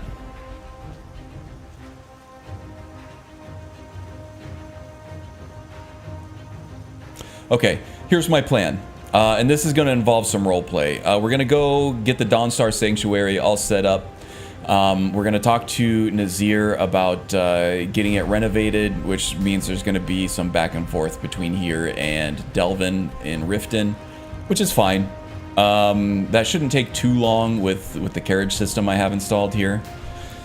But once we're there, we're going to see the torture victims in our little torture pit over here, and that's going to trigger Marin.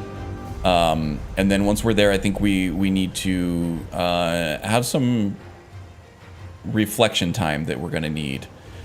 And we can take on that reflection time in the Solitude prison, I think would be Marin's way of not maybe trying to repent for sins, but paying for his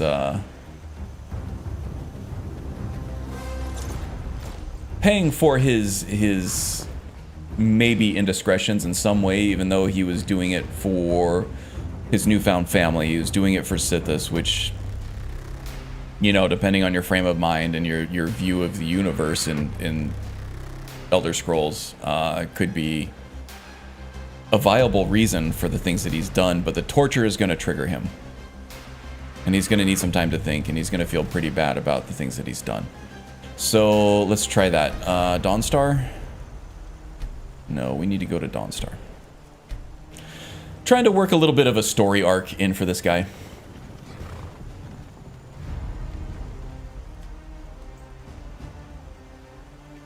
You sneak through a boatload of sailors and soldiers. How tough will a few guards be? Yeah, well, that's true. But he didn't just, you know, just indiscriminately kill those soldiers. He did it for a very specific reason. He's not a cold-blooded murderer unless he's doing it for a greater cause. He has principles. Okay, let's take Shadowmere here.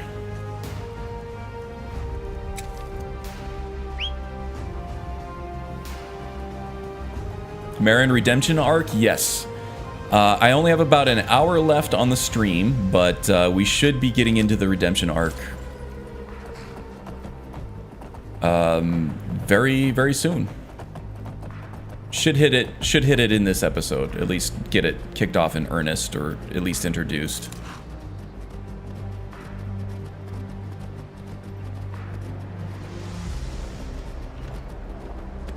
Setting up for the redemption arc. Yes, that's what we're doing right now. Yeah, we're gonna get this sanctuary all renovated.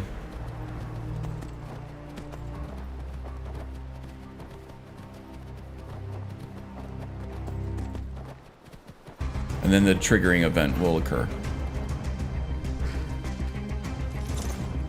I keep pushing in on the left stick to dismount. For people who aren't aware, I am a filthy pad player for Skyrim. I'm not a keyboard and mouse guy. I grew up with consoles. Keyboard and mouse controls just never felt right or comfortable for me. Even in my Unreal Tournament days and my Warcraft 3 and Starfield days. I never really enjoyed playing those games as much because I couldn't use a controller on them. But yeah, I keep clicking in on the left stick to dismount, and that's the button that that Elden Ring uses to dismount. Excuse me, getting a little phlegmy. Here we go. Looks like all the ghosts are gone. That's Well, good. What word of the Emperor? Titus Mead 2 is dead by my hand. Well, by my dagger, more accurately, but my hand held the dagger. So yeah, indirectly, by my hand. Truly? Could you have brought us more wondrous news? Recent events notwithstanding, this is a happy day for us, my friend. Despite your misfortunes, you stayed true to the Dark Brotherhood. You've saved us all, and for this, you have my eternal thanks. Now, of course, I must ask, killing the Emperor, how much did Motier pay for such a thing? 20,000 gold. Ha! Remarkable.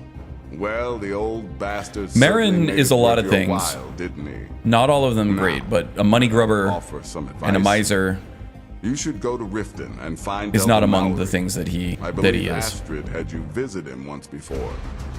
Mallory is He an doesn't value expert money obtainer of beyond, goods. you know, the crafting materials Use that the can money buy to him and repair and refit the sanctuary. the training Make it a affords. true home for us, huh?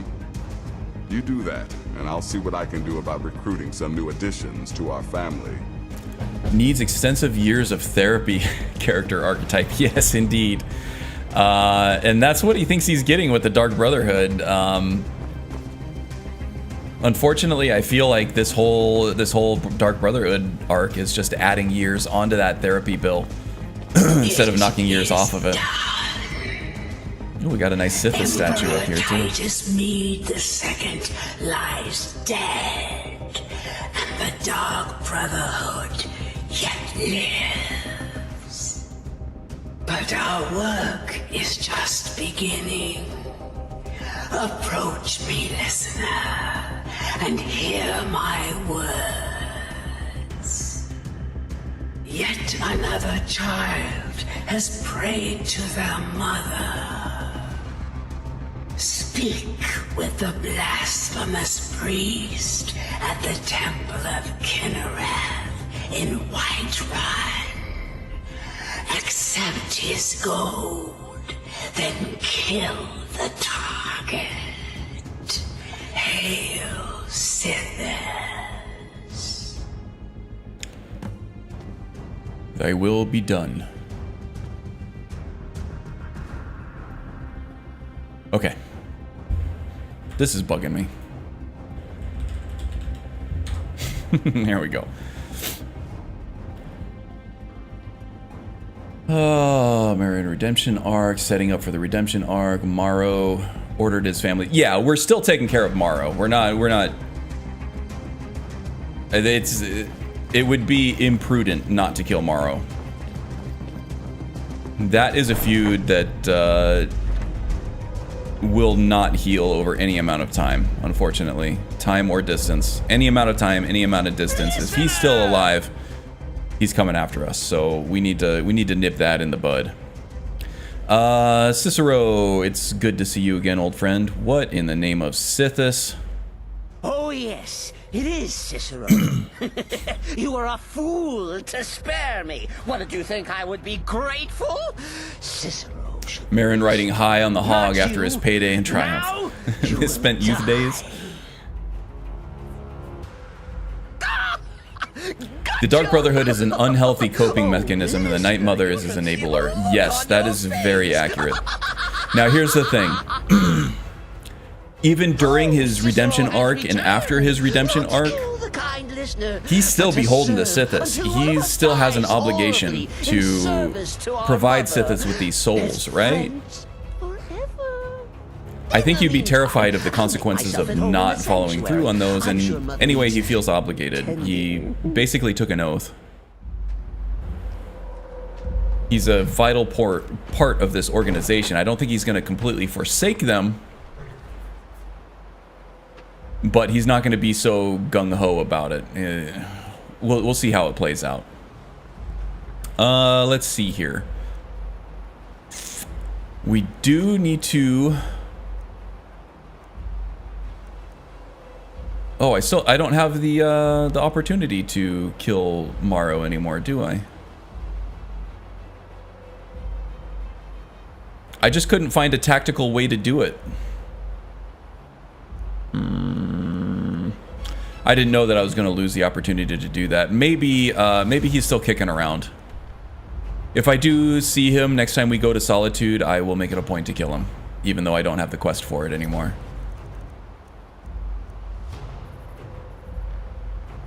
Yeah, the main quest has ended. And that optional part was part of it. But hopefully I can still kill him. If I can, I will. Okay, but first we need to go to Delvin, and we need to see about getting some renovations added to Home Sweet Home here. Dysfunctional family at its finest. Yeah, I know. It feels just like one of the old Jerry Springer episodes, right?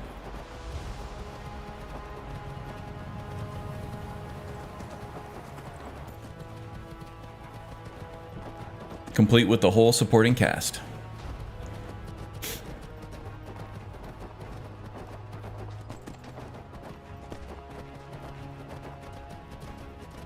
Not a bad day in Solitude.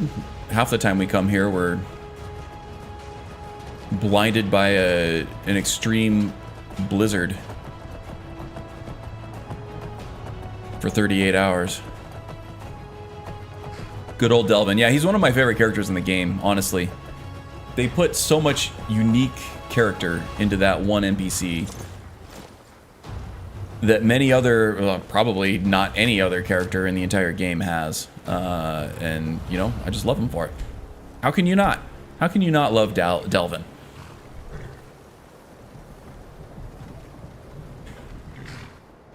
I know it's completely unfeasible, but if they put that much love and attention into every character in the game, this would be hands down probably the best experience in terms of, you know, just interacting with other characters in any game ever.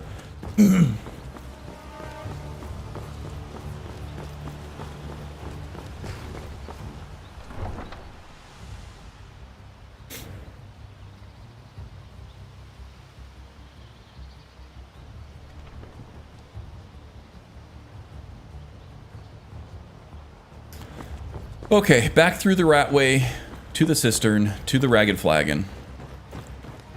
There is no shortcut if you are not part of the Thieves Guild, so I have to do the whole trip. Protect yourself right. Buy armor from relevant. My cucumber is good. No worries there.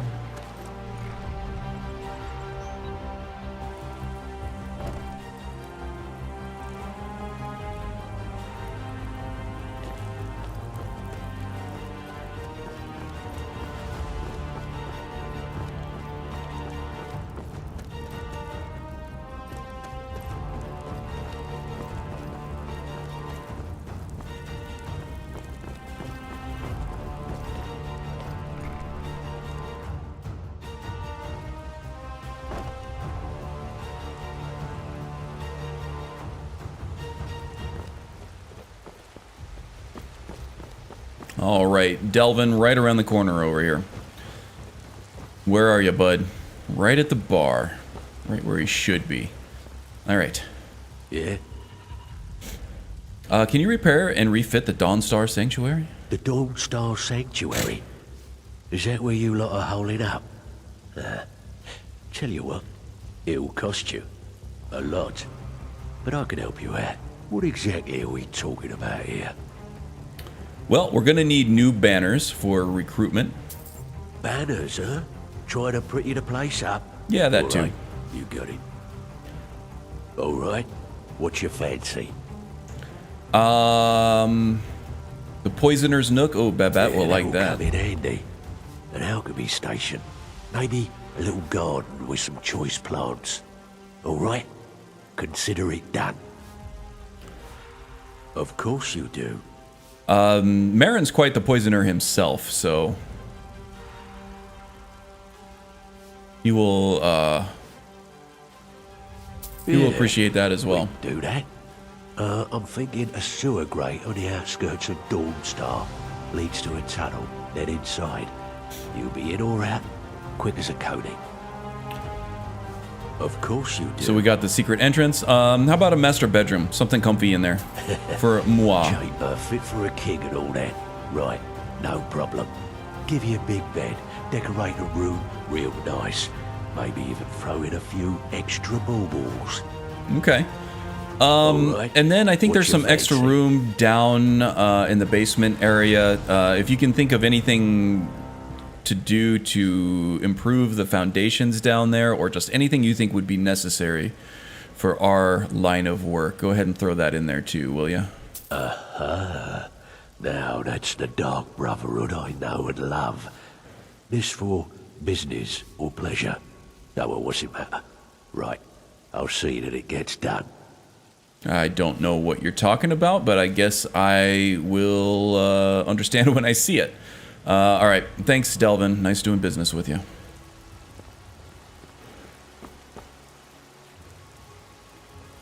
Marin's not exactly irredeemable, but the path will be long and difficult unless this is some serious Dragonborn mage. Unless there's some serious Dragonbornage. Marin's not Dragonborn. He can't read word walls. That is part of the magic of Skyrim Unborn, or Skyrim Unbound. If you do a random start, you may or may not be able to absorb dragon souls or read dragon walls. And our first venture into Bleak Falls Barrow told us that Marin cannot read dragon walls or word walls. So he is not Dragonborn, which will free us from the main quest. It gives us less options to play with, but it also frees us from having to drop whatever we're doing to address the apocalyptic situation at hand, right? It's restrictive technically, but roleplay wise and by nature, it kind of frees you up, right? Because you don't have to deal with this existential crisis for the entire world that is Alduin. It's really hard to roleplay doing anything other than the main quest once that main quest starts, because it's just impending doom for the entire world unless you take care of it, right? So this frees us up to be able to create Marin's own story and carve out his own path. Where do you want to go? Which I kind of like. Let's go back to Dawnstar, please. Climb and back, and we'll be off.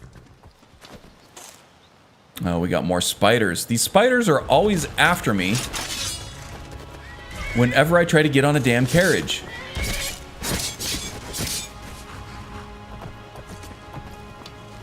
You frosty bastard. I'll kill you. Oh, that's a badass horse that the stable master is raising there. Okay, may as well take the ingredients while we're out of here. The long road to clearing the ledger, then. Perhaps not all of it is observable by us. Indeed, indeed. And, you know, I have a plan. You know, I have some story arcs in mind. But that doesn't necessarily mean that that's the way it's gonna go. We'll see what the game throws at us. Too lazy to walk, eh? Well, you found This the is just right what I'm place. feeling in the moment. In the current situation. Might change. But I think it's a pretty good arc.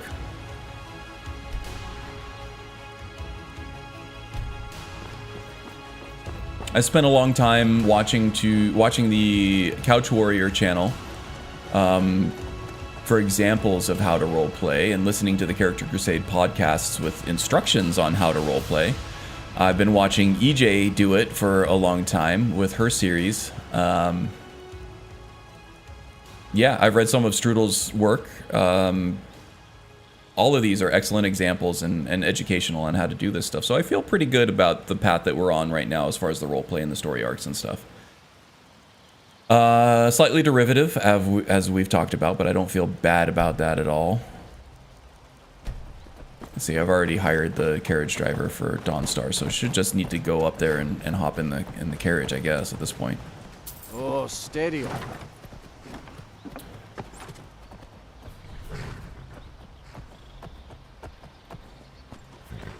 This has been one of the most engaging storylines, I think, that I've come up with in this series anyway. The character feels real. It feels plausible. There is a secret entrance down here. I want to check that out. There it is. I think our last longest running character, Gavin, the Breton rogue, he was just out to make a name for himself. He was kind of like a Leonard character from the Gopher Let's Play. He had a good heart, though. He had a good heart. Okay, that is triggering. Why am I not surprised to learn Cicero is alive? By Sithis, now I am truly impressed. Derivative is kind of inevitable, no matter how cleverly put together a story is. Yeah, that's kind of what I was saying earlier in the stream, Strudel. That's just the nature of art, but my respect as well. In general, and believe me, is that it's all that does not come easily. a product of the combination of your experience in the world and how you perceive that on an innermost level, right? And then you let that percolate and ruminate inside of you, and then you kind of, drool it back out into some sort of creative way. It's all derivative of something. There's nothing that's completely original and unique in every single way. It's just not human nature. So I don't feel bad about it. Let's see. Okay, this is kind of damaging right now. This is triggering for sure. This is resurfacing a lot of old wounds from his time in the Legion.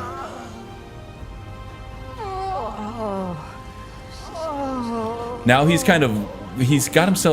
questioning himself as like, how did this happen again? He thought he was doing what was right by his family. A group of people that by all means, in many definitions, has saved his life. And now this is the exact thing that happened to him in the Legion. A sense of family, a sense of purpose bigger than his own. And it all came crashing apart when he had to start interrogating Thalmor agents and Thalmor officers for intelligence.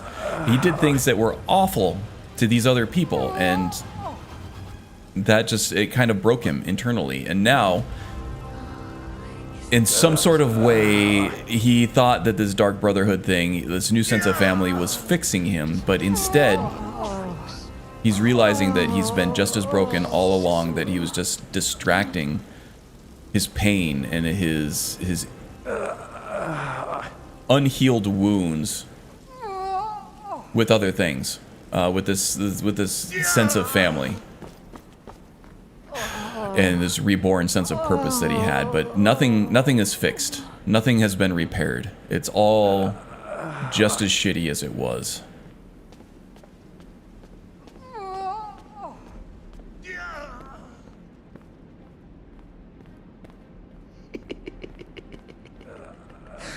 See? Cicero?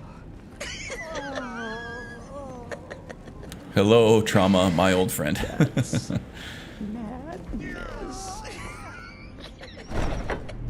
Welcome, Guzman. I don't know why you retracted your message. I didn't see it. I was kind of lost in thought there. That's similar to the way I wrote Ragi's invented backstory. Yeah.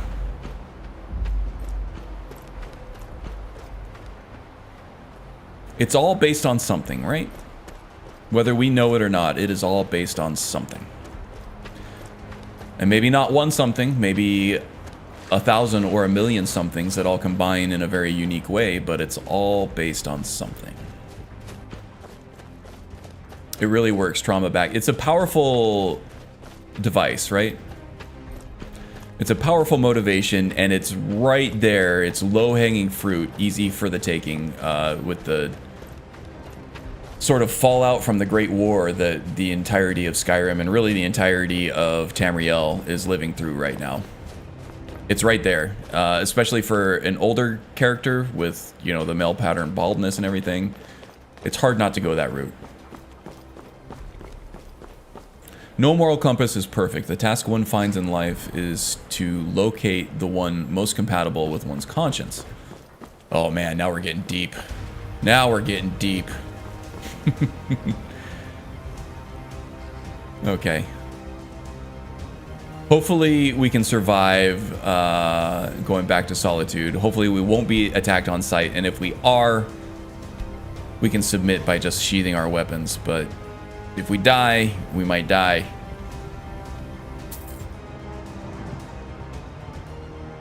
Sometimes in some moments, self-preservation is not the most powerful motivation. And right now, if we're doing this for roleplay, self-preservation is not our number one thing. Is this guy going to attack, or is he going to arrest us? You have committed crimes He's going to against arrest Skyrim us. and her people. What say you in your defense? I have committed great crimes, and I would like to pay for them. A stretch in the castle dower dungeon will straighten you right out. That's the idea. Few indeed. These guards are no pushovers. Oh, wow, there's all geared up for you. they at least left me with my shield and my dagger, right? No, they didn't. I don't have it. It's just, that's just a rendered remnant. You won't get anything out of me, you filthy sons of horkers. So yeah, I wonder how long we're going to have to stay here. We're going to lose some progression in our skills. We're not going to actually lose skill levels, but we will lose progression in those skills. Which is fine. It's kind of a small price to pay for the way that Marin is feeling right now. I stand with the Stormcloaks. You Imperial I think maybe I had one lockpick. Yes, one lockpick. That's all I have. And we are not very skilled at lockpicking at all. I think that there's also a way to escape here. I think there's, yeah, I could break through the wall here to get out, but Marin doesn't want to get out. He wants to serve his time and think about what he did and try to figure out what his next steps are. Oh yeah, Haster, I know about the separate way to escape there. I think most, if not all, the major jails, the cells that you get put into have a way to get out that isn't just picking the lock.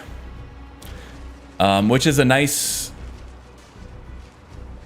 option that BGS has provided us with in this game. One of the reasons why this is my favorite game of all time is just the amount of options that it gives you for ways to play it, for ways to play things out. And that's also why I have almost 4,000 hours in the special edition version of this game alone, not to mention the PlayStation 3 version, the PlayStation 4 version, the Xbox 360 version, the Nintendo Switch version, the LE version on PC, the VR version. Yeah, I love that it has that, all that. Okay, so he's had some time to think. He's had a lot of time to think. I mean, killing the Emperor, he is he's lucky he got out at all. Honestly, that's kind of immersion breaking, the fact that they let him out at all. Arms and armor. But the fact that they let him out within the lifetimes of some of these older individuals. Indeed. But anyway, he's had some time to think about it. He's going to put Sithis and the Dark Brotherhood aside for now. He's got to try to regain his honor. And what better way to do that than the companions? We've already joined the companions off screen because I needed access to the one-handed and the block trainers in that faction. And the smithing trainer. And most of that stuff I did off camera, off stream. So he's already part of the companions. He's just been hyper-focused on doing what he can for the Dark Brotherhood. Now, Sithis and the Night Mother have labeled him as the listener, and that's a mark that probably will never go away within his existence in this plane, and maybe others. Where do you want to go? But for now, he needs to stop making that his #1 priority. He still has an obligation to them, providing souls for the void. Star Far Whiterun is where I want to go. Climb and back, and we'll be off. But he realizes now that there's more to life, and that, you know, he doesn't have to be a party to the torture and everything that's going on at the Dawnstar Sanctuary. He just needs to do whatever he can to complete the job and nothing more. He's going to go into the Sanctuary, maybe for alchemy training with Babette, maybe for light armor training with Nazir, and to talk to the Night Mother, and that is it. And he'll go off, he'll do his job. He's not going to make it the top priority. There's going to be other things in his life that are going to be more important, but, you know, as time allows, and if he's in that certain part of the province where his target is, then he's going to feel obligated to take those people out. So we're still going to be doing the assassin stuff. It's just, this is going to be not as big of a part of his life for a while. Okay, see you later, Z. I probably missed that. You're probably well asleep by now, but hope you sleep well. And thanks for joining. It was fun having you.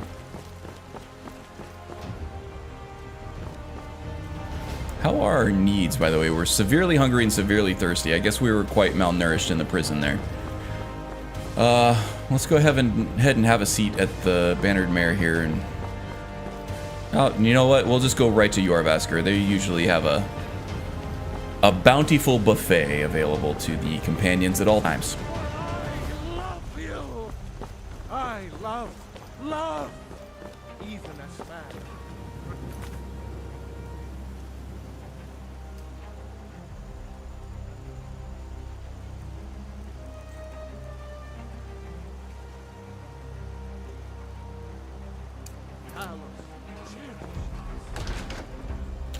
Stale bread and cheese and lukewarm water in the prison. Yes, indeed.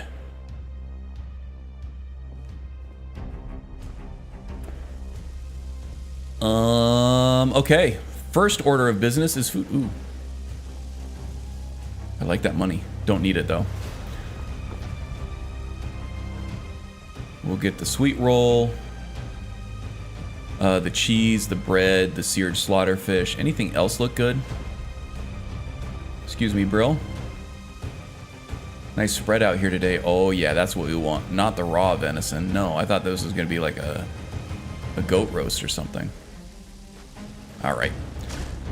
Poultry, bread, and cheese it is, I guess. Thought they'd have something a little more substantial. Oh, we do have a leg of goat roast anyway. We'll have the seared slaughterfish, the cheese, and the sweet roll for dessert. Here we go. Feeling a lot better now. Some wine? Oh, no. We talked about this earlier, Haster, that Marin does not like the guy that he becomes when he drinks. as much darkness as he has in there when he's sober, he's much worse when he's drunk. And so he is completely sober for now. We might explore that a little bit later in the story, but right now, especially in the redemption arc, he's not gonna drink.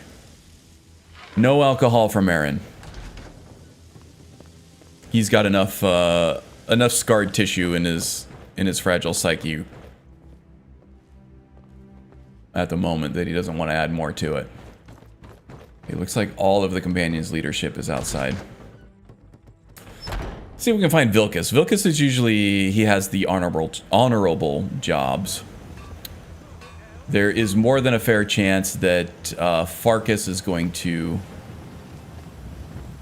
give us something sleazy.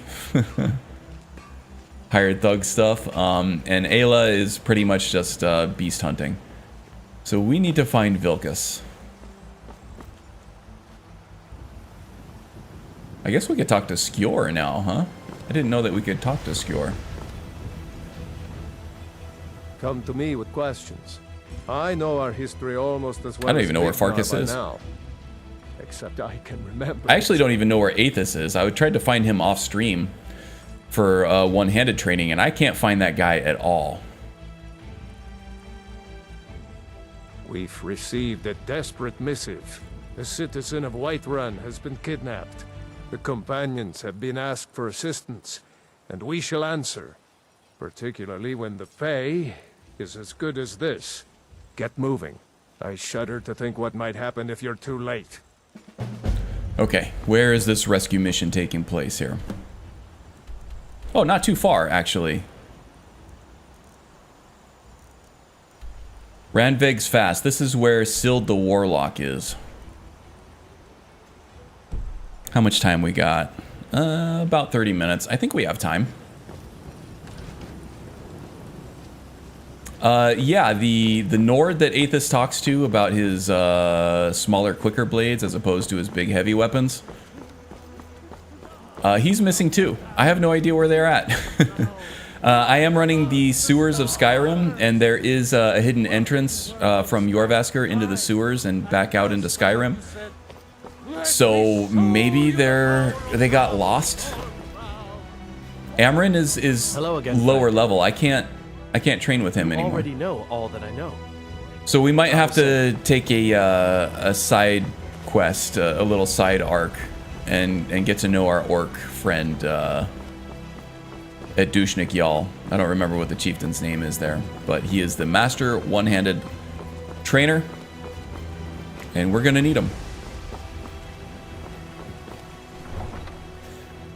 Vilcus, it's desperate, and you didn't do it yourself.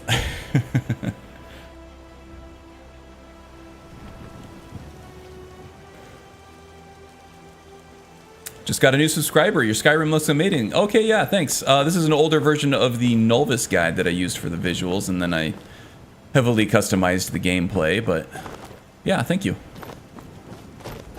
I don't know why the the subscriber notification only pops off if your account is readable by the Streamlabs bot, so sorry that we weren't notified of your subscription status, but some accounts just aren't able to show that way.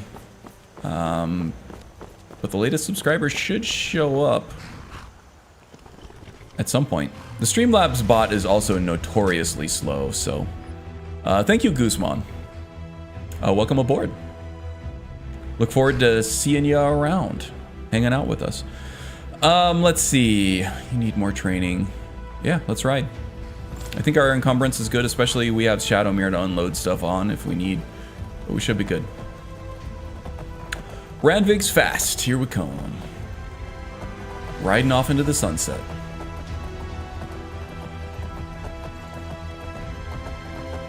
Okay, so this is where our redemption arc takes place, our return to honor, I think. And there are going to be some ups and downs in the Companion's Quest line as well. Sorry, my blood sugar is dropping a little bit here. I need to... Wife got me a pumpkin loaf from Starbucks.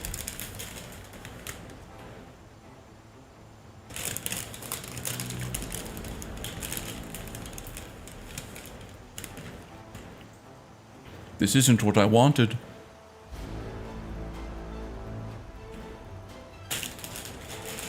Pumpkin loaf is exactly what I wanted.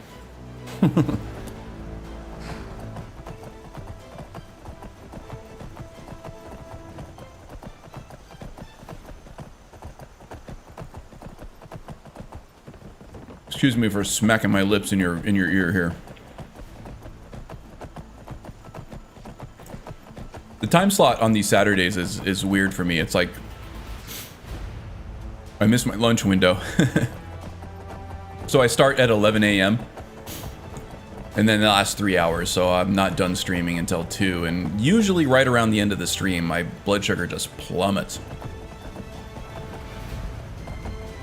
And I need some kind of a pick-me-up.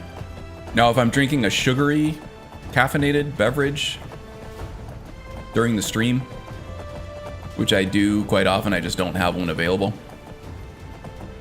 then that usually maintains my blood sugar quite well throughout the whole stream. So I got to make it a point to have like a bottle of Dr. Pepper or something on hand for...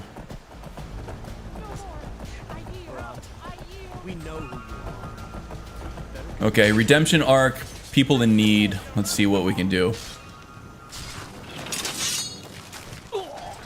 Oh wow, that mud crab just decimated those red guards. Oh, swing and a miss.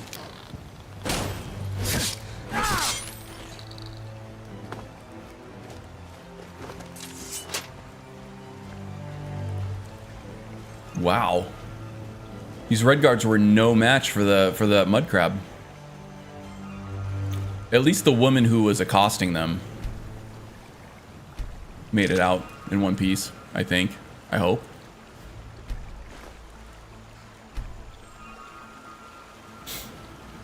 It's a perfect choice too. The game giveth. Indeed it do. You okay? She seems okay now. She won't talk to me, but she's okay. Oh, and we got a Nern root down there, which means that's an invisibility potion right there. Oh yeah.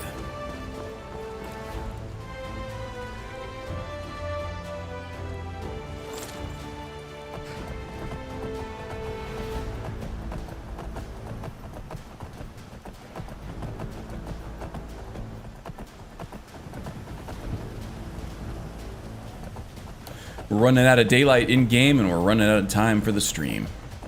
I don't have anything important planned for the rest of the day. I was going to do some yard work and stuff, but that needs to wait until it cools off a little bit anyway.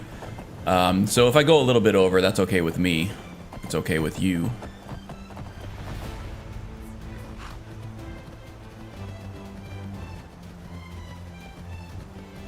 Oh my god, it's so dark. Yeah, this dusk time is the worst time for visibility in my game. Okay, there is a saber cat. Now, we've died to saber cats plenty of times before. I wonder if I can outrun this guy. Shadowmere is not leveled up very far in terms of stamina, but he's holding his own pretty well right now. How are we doing? There's a wolf.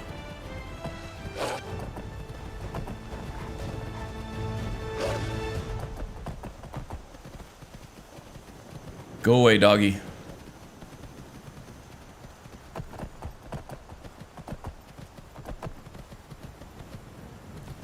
You know, lions and tigers and bears, oh my, all over us.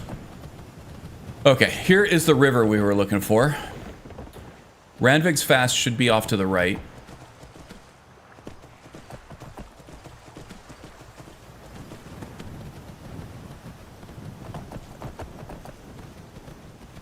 Yeah, this is our spot right here. Now, as part of this redemption arc with this warrior crew, I'm going to start relying less on the sneak stealth tactics and more on just the warrior sword and board stuff. Doesn't mean I'm not going to completely stop using our stealth tactics, because that is our most powerful tool.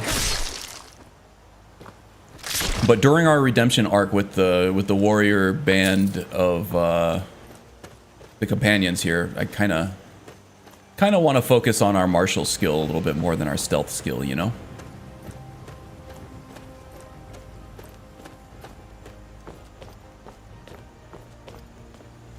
And I think Marin is strong enough to take on a lot of enemies just in upfront sword and board combat here. Stay away! I don't want to do this. I don't have any choice. I don't have any choice. I'm sorry. How was he able to reach me with that stubby little mace, and my sword didn't reach when my shield did? How the hell do I get back up here? Here we go.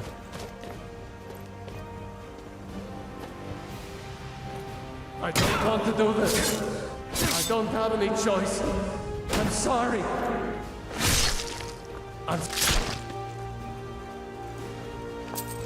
Got to work on our footwork, our timing,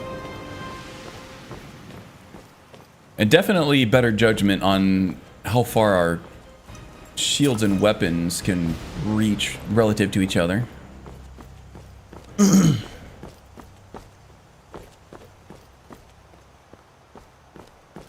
Anyone else?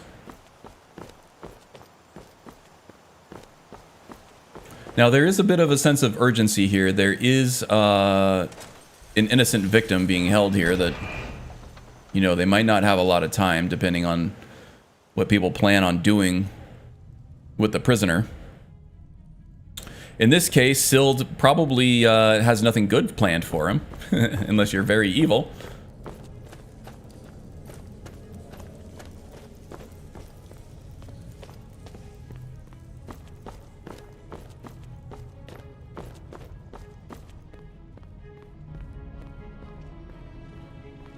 I have another ghost right on the other side of this wall. All of these ghosts provide ectoplasm.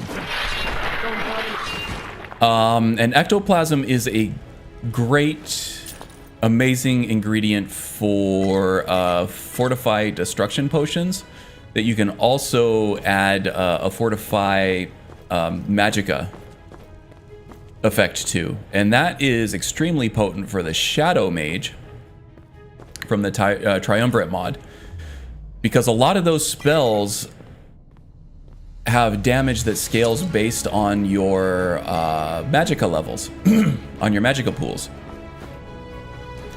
So combining, what is it, the Vancian magic, which makes it so that you're... This isn't what I want. Oh my god, that power attack is just missing a lot, isn't it? I'm sorry. I'm sorry. This isn't what I want. This guy's tough. I'm sorry. This isn't what I want. Someone there? So mixing Vancian magic with a... You know, Vancian magic makes it so that you don't use magicka when you cast spells, so you keep a full tank of magicka until you run out of spells to use, and then it completely depletes. So that makes it so that your magicka pool is full all the time, which keeps those shadow magic spells very strong at running at full power, regardless of how much you use them until you run out of spells, right? That combined with a potion that fortifies magicka and fortifies destruction output will that's a trifecta of buffs for those Shadow Mage spells. They end up being extremely powerful. And if you don't believe me, you can check out some of the videos I have on the Shadow Mage versus Karstag. He uses some of those. I was able to delete Karstag's health bar in a matter of literally like a second or less. With all of those buffs on legendary difficulty.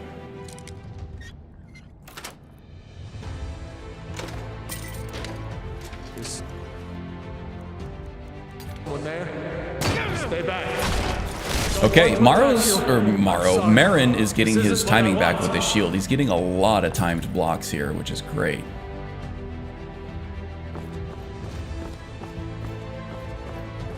I always end up getting a little bit lost in this place. Funnily enough, I was mentioning the Shadow Mage. I do have a video on my channel of the Shadow Mage just completely decimating this place, and that took a lot of practice runs.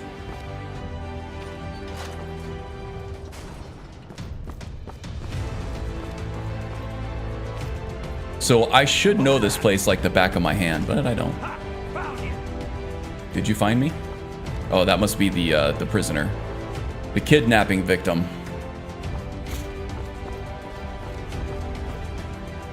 Yep, completely back to where I started now. I guess I could just allow myself to get taken, but I don't want to do that. I need to open this thing up. I think that lever up there is what opened this up, and I threw it on my way out to the balcony, the catwalk up there, and then I threw it again to close it on my way back down. Oh, compelling footage here, folks.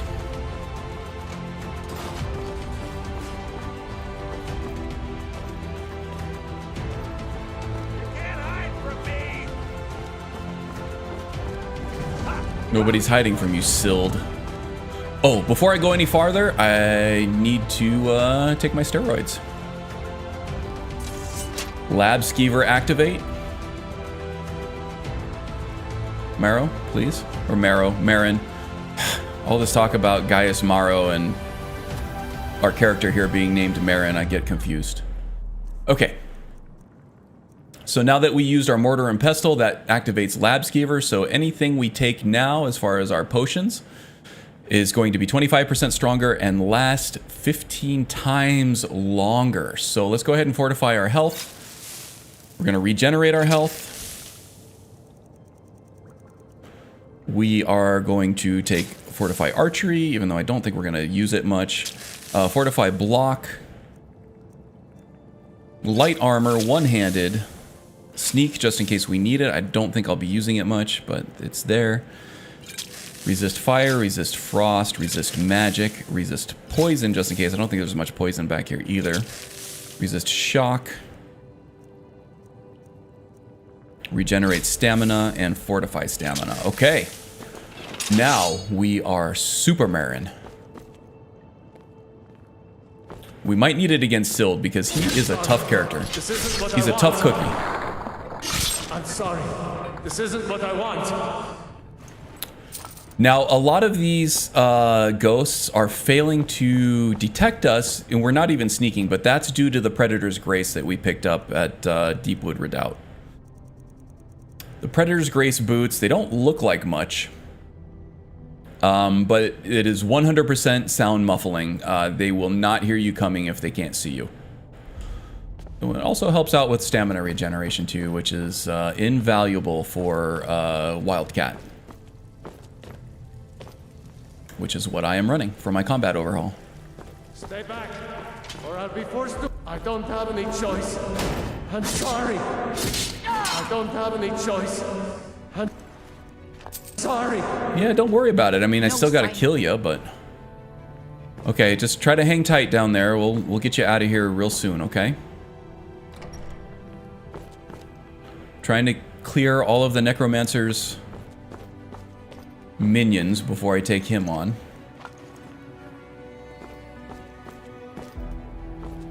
Don't want any ghosts flanking us, you know?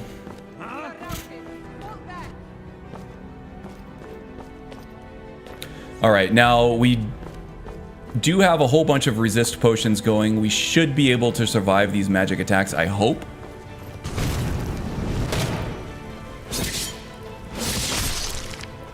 Alright, well that was a little anticlimactic. This guy is usually really tough. Well, we were able to use the invulnerability frames from the dodge roll.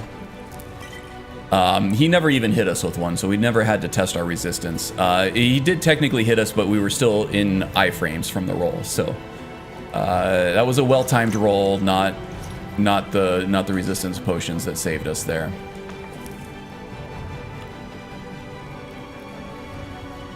Cid Il Necromonte is now Sild Il Naked Monte.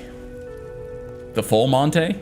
Do you have any artifacts over? Yeah, I'm running Zim's Immersive Artifacts, Haster.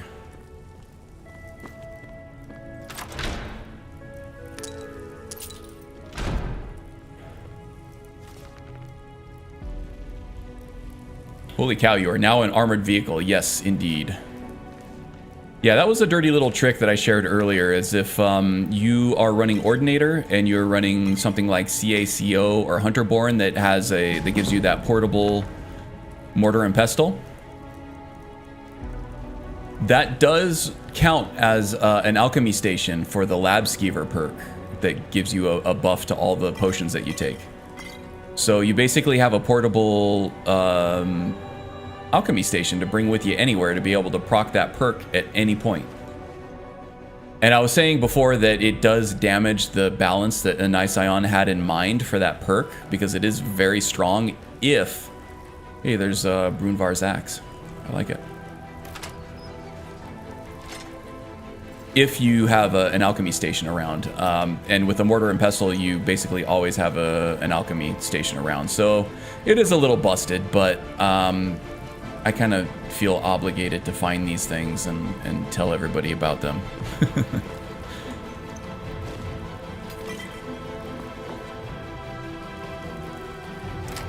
Breaking Skyrim should be a national pastime at this point, I think.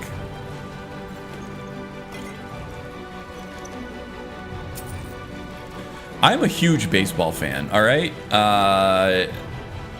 I know there's not a lot of them around anymore, but I do love baseball. Quite a bit. So I have no problem with it being the national pastime, but Thank the divines. I might like breaking Skyrim just a little bit more. The Full Monty, oh, you like that one, huh? Yeah, I have some good ones every now and then. It's nice to make Strudel actually laugh every once in a while so she's not constantly rolling her eyes at me. Just to know that there's no love lost, you know? I don't even have half the mods some of you have, and yet I am ultra skilled at breaking things. Like you had anything better to do, right? Than break Skyrim?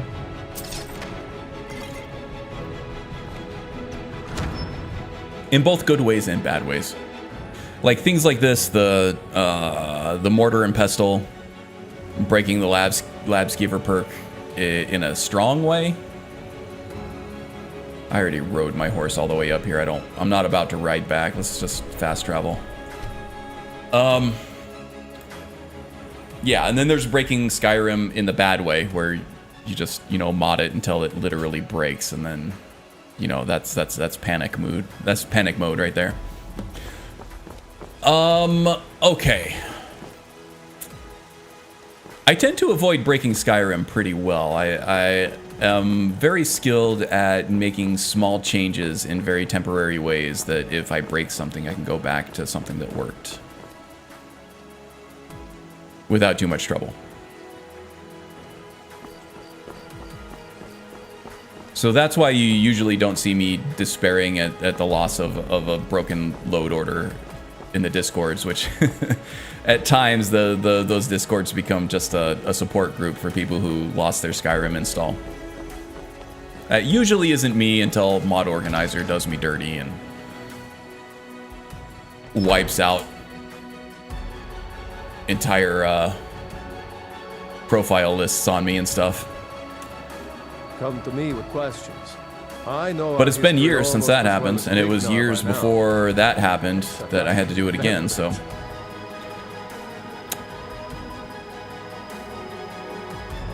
I will take it. All right, so I think this is as good as place of any to end the stream here. I'm gonna go eat something because I'm starving. And look at that, we made it right in time, right inside the 2 o'clock p.m. mark, right inside the 3-hour mark. Couldn't have timed it any better. Diego Manuel. Your agent class guide video is amazing. I made some adaptations to be able to play in vanilla Skyrim. Okay, and that's working for you? Yeah, a lot of that stuff is still viable in vanilla. In fact, I'm playing it on PlayStation 5 right now too and having a lot of fun with it. With vanilla Skyrim on legendary difficulty, you probably have to introduce crafting to make it viable. But early level and everything with the sneak archery and the illusion, it's great. It's just the later level stuff where enemies become too spongy that you need to start buffing things up with smithing and enchanting. But yeah, should be viable. Well, thank you, Diego. Sorry you're just popping in right here at the end of the stream, but we've been going at it for 3 hours, and I gotta eat something. I'm starving. Thank you, everybody, for joining me. It was fun hanging out with you, as it is always. If you're just happening across this stream, please do subscribe. That's helping out my channel a lot right now. People are subscribing at a great pace, but the next milestone is 1,000, so we're marching toward 1,000. And every single one of those helps, so please do that. Liking helps as well, and also check out some of the links in the description below. If you like this, there's undoubtedly something in there that you're gonna like as well. So if you're starved for Skyrim content, there is no shortage of it in the description below, so please do go check that out. Namely, 57 Strudel has a long-running fanfic over there that is absolutely well written, creatively done. It's not just a retelling of the Skyrim main quest.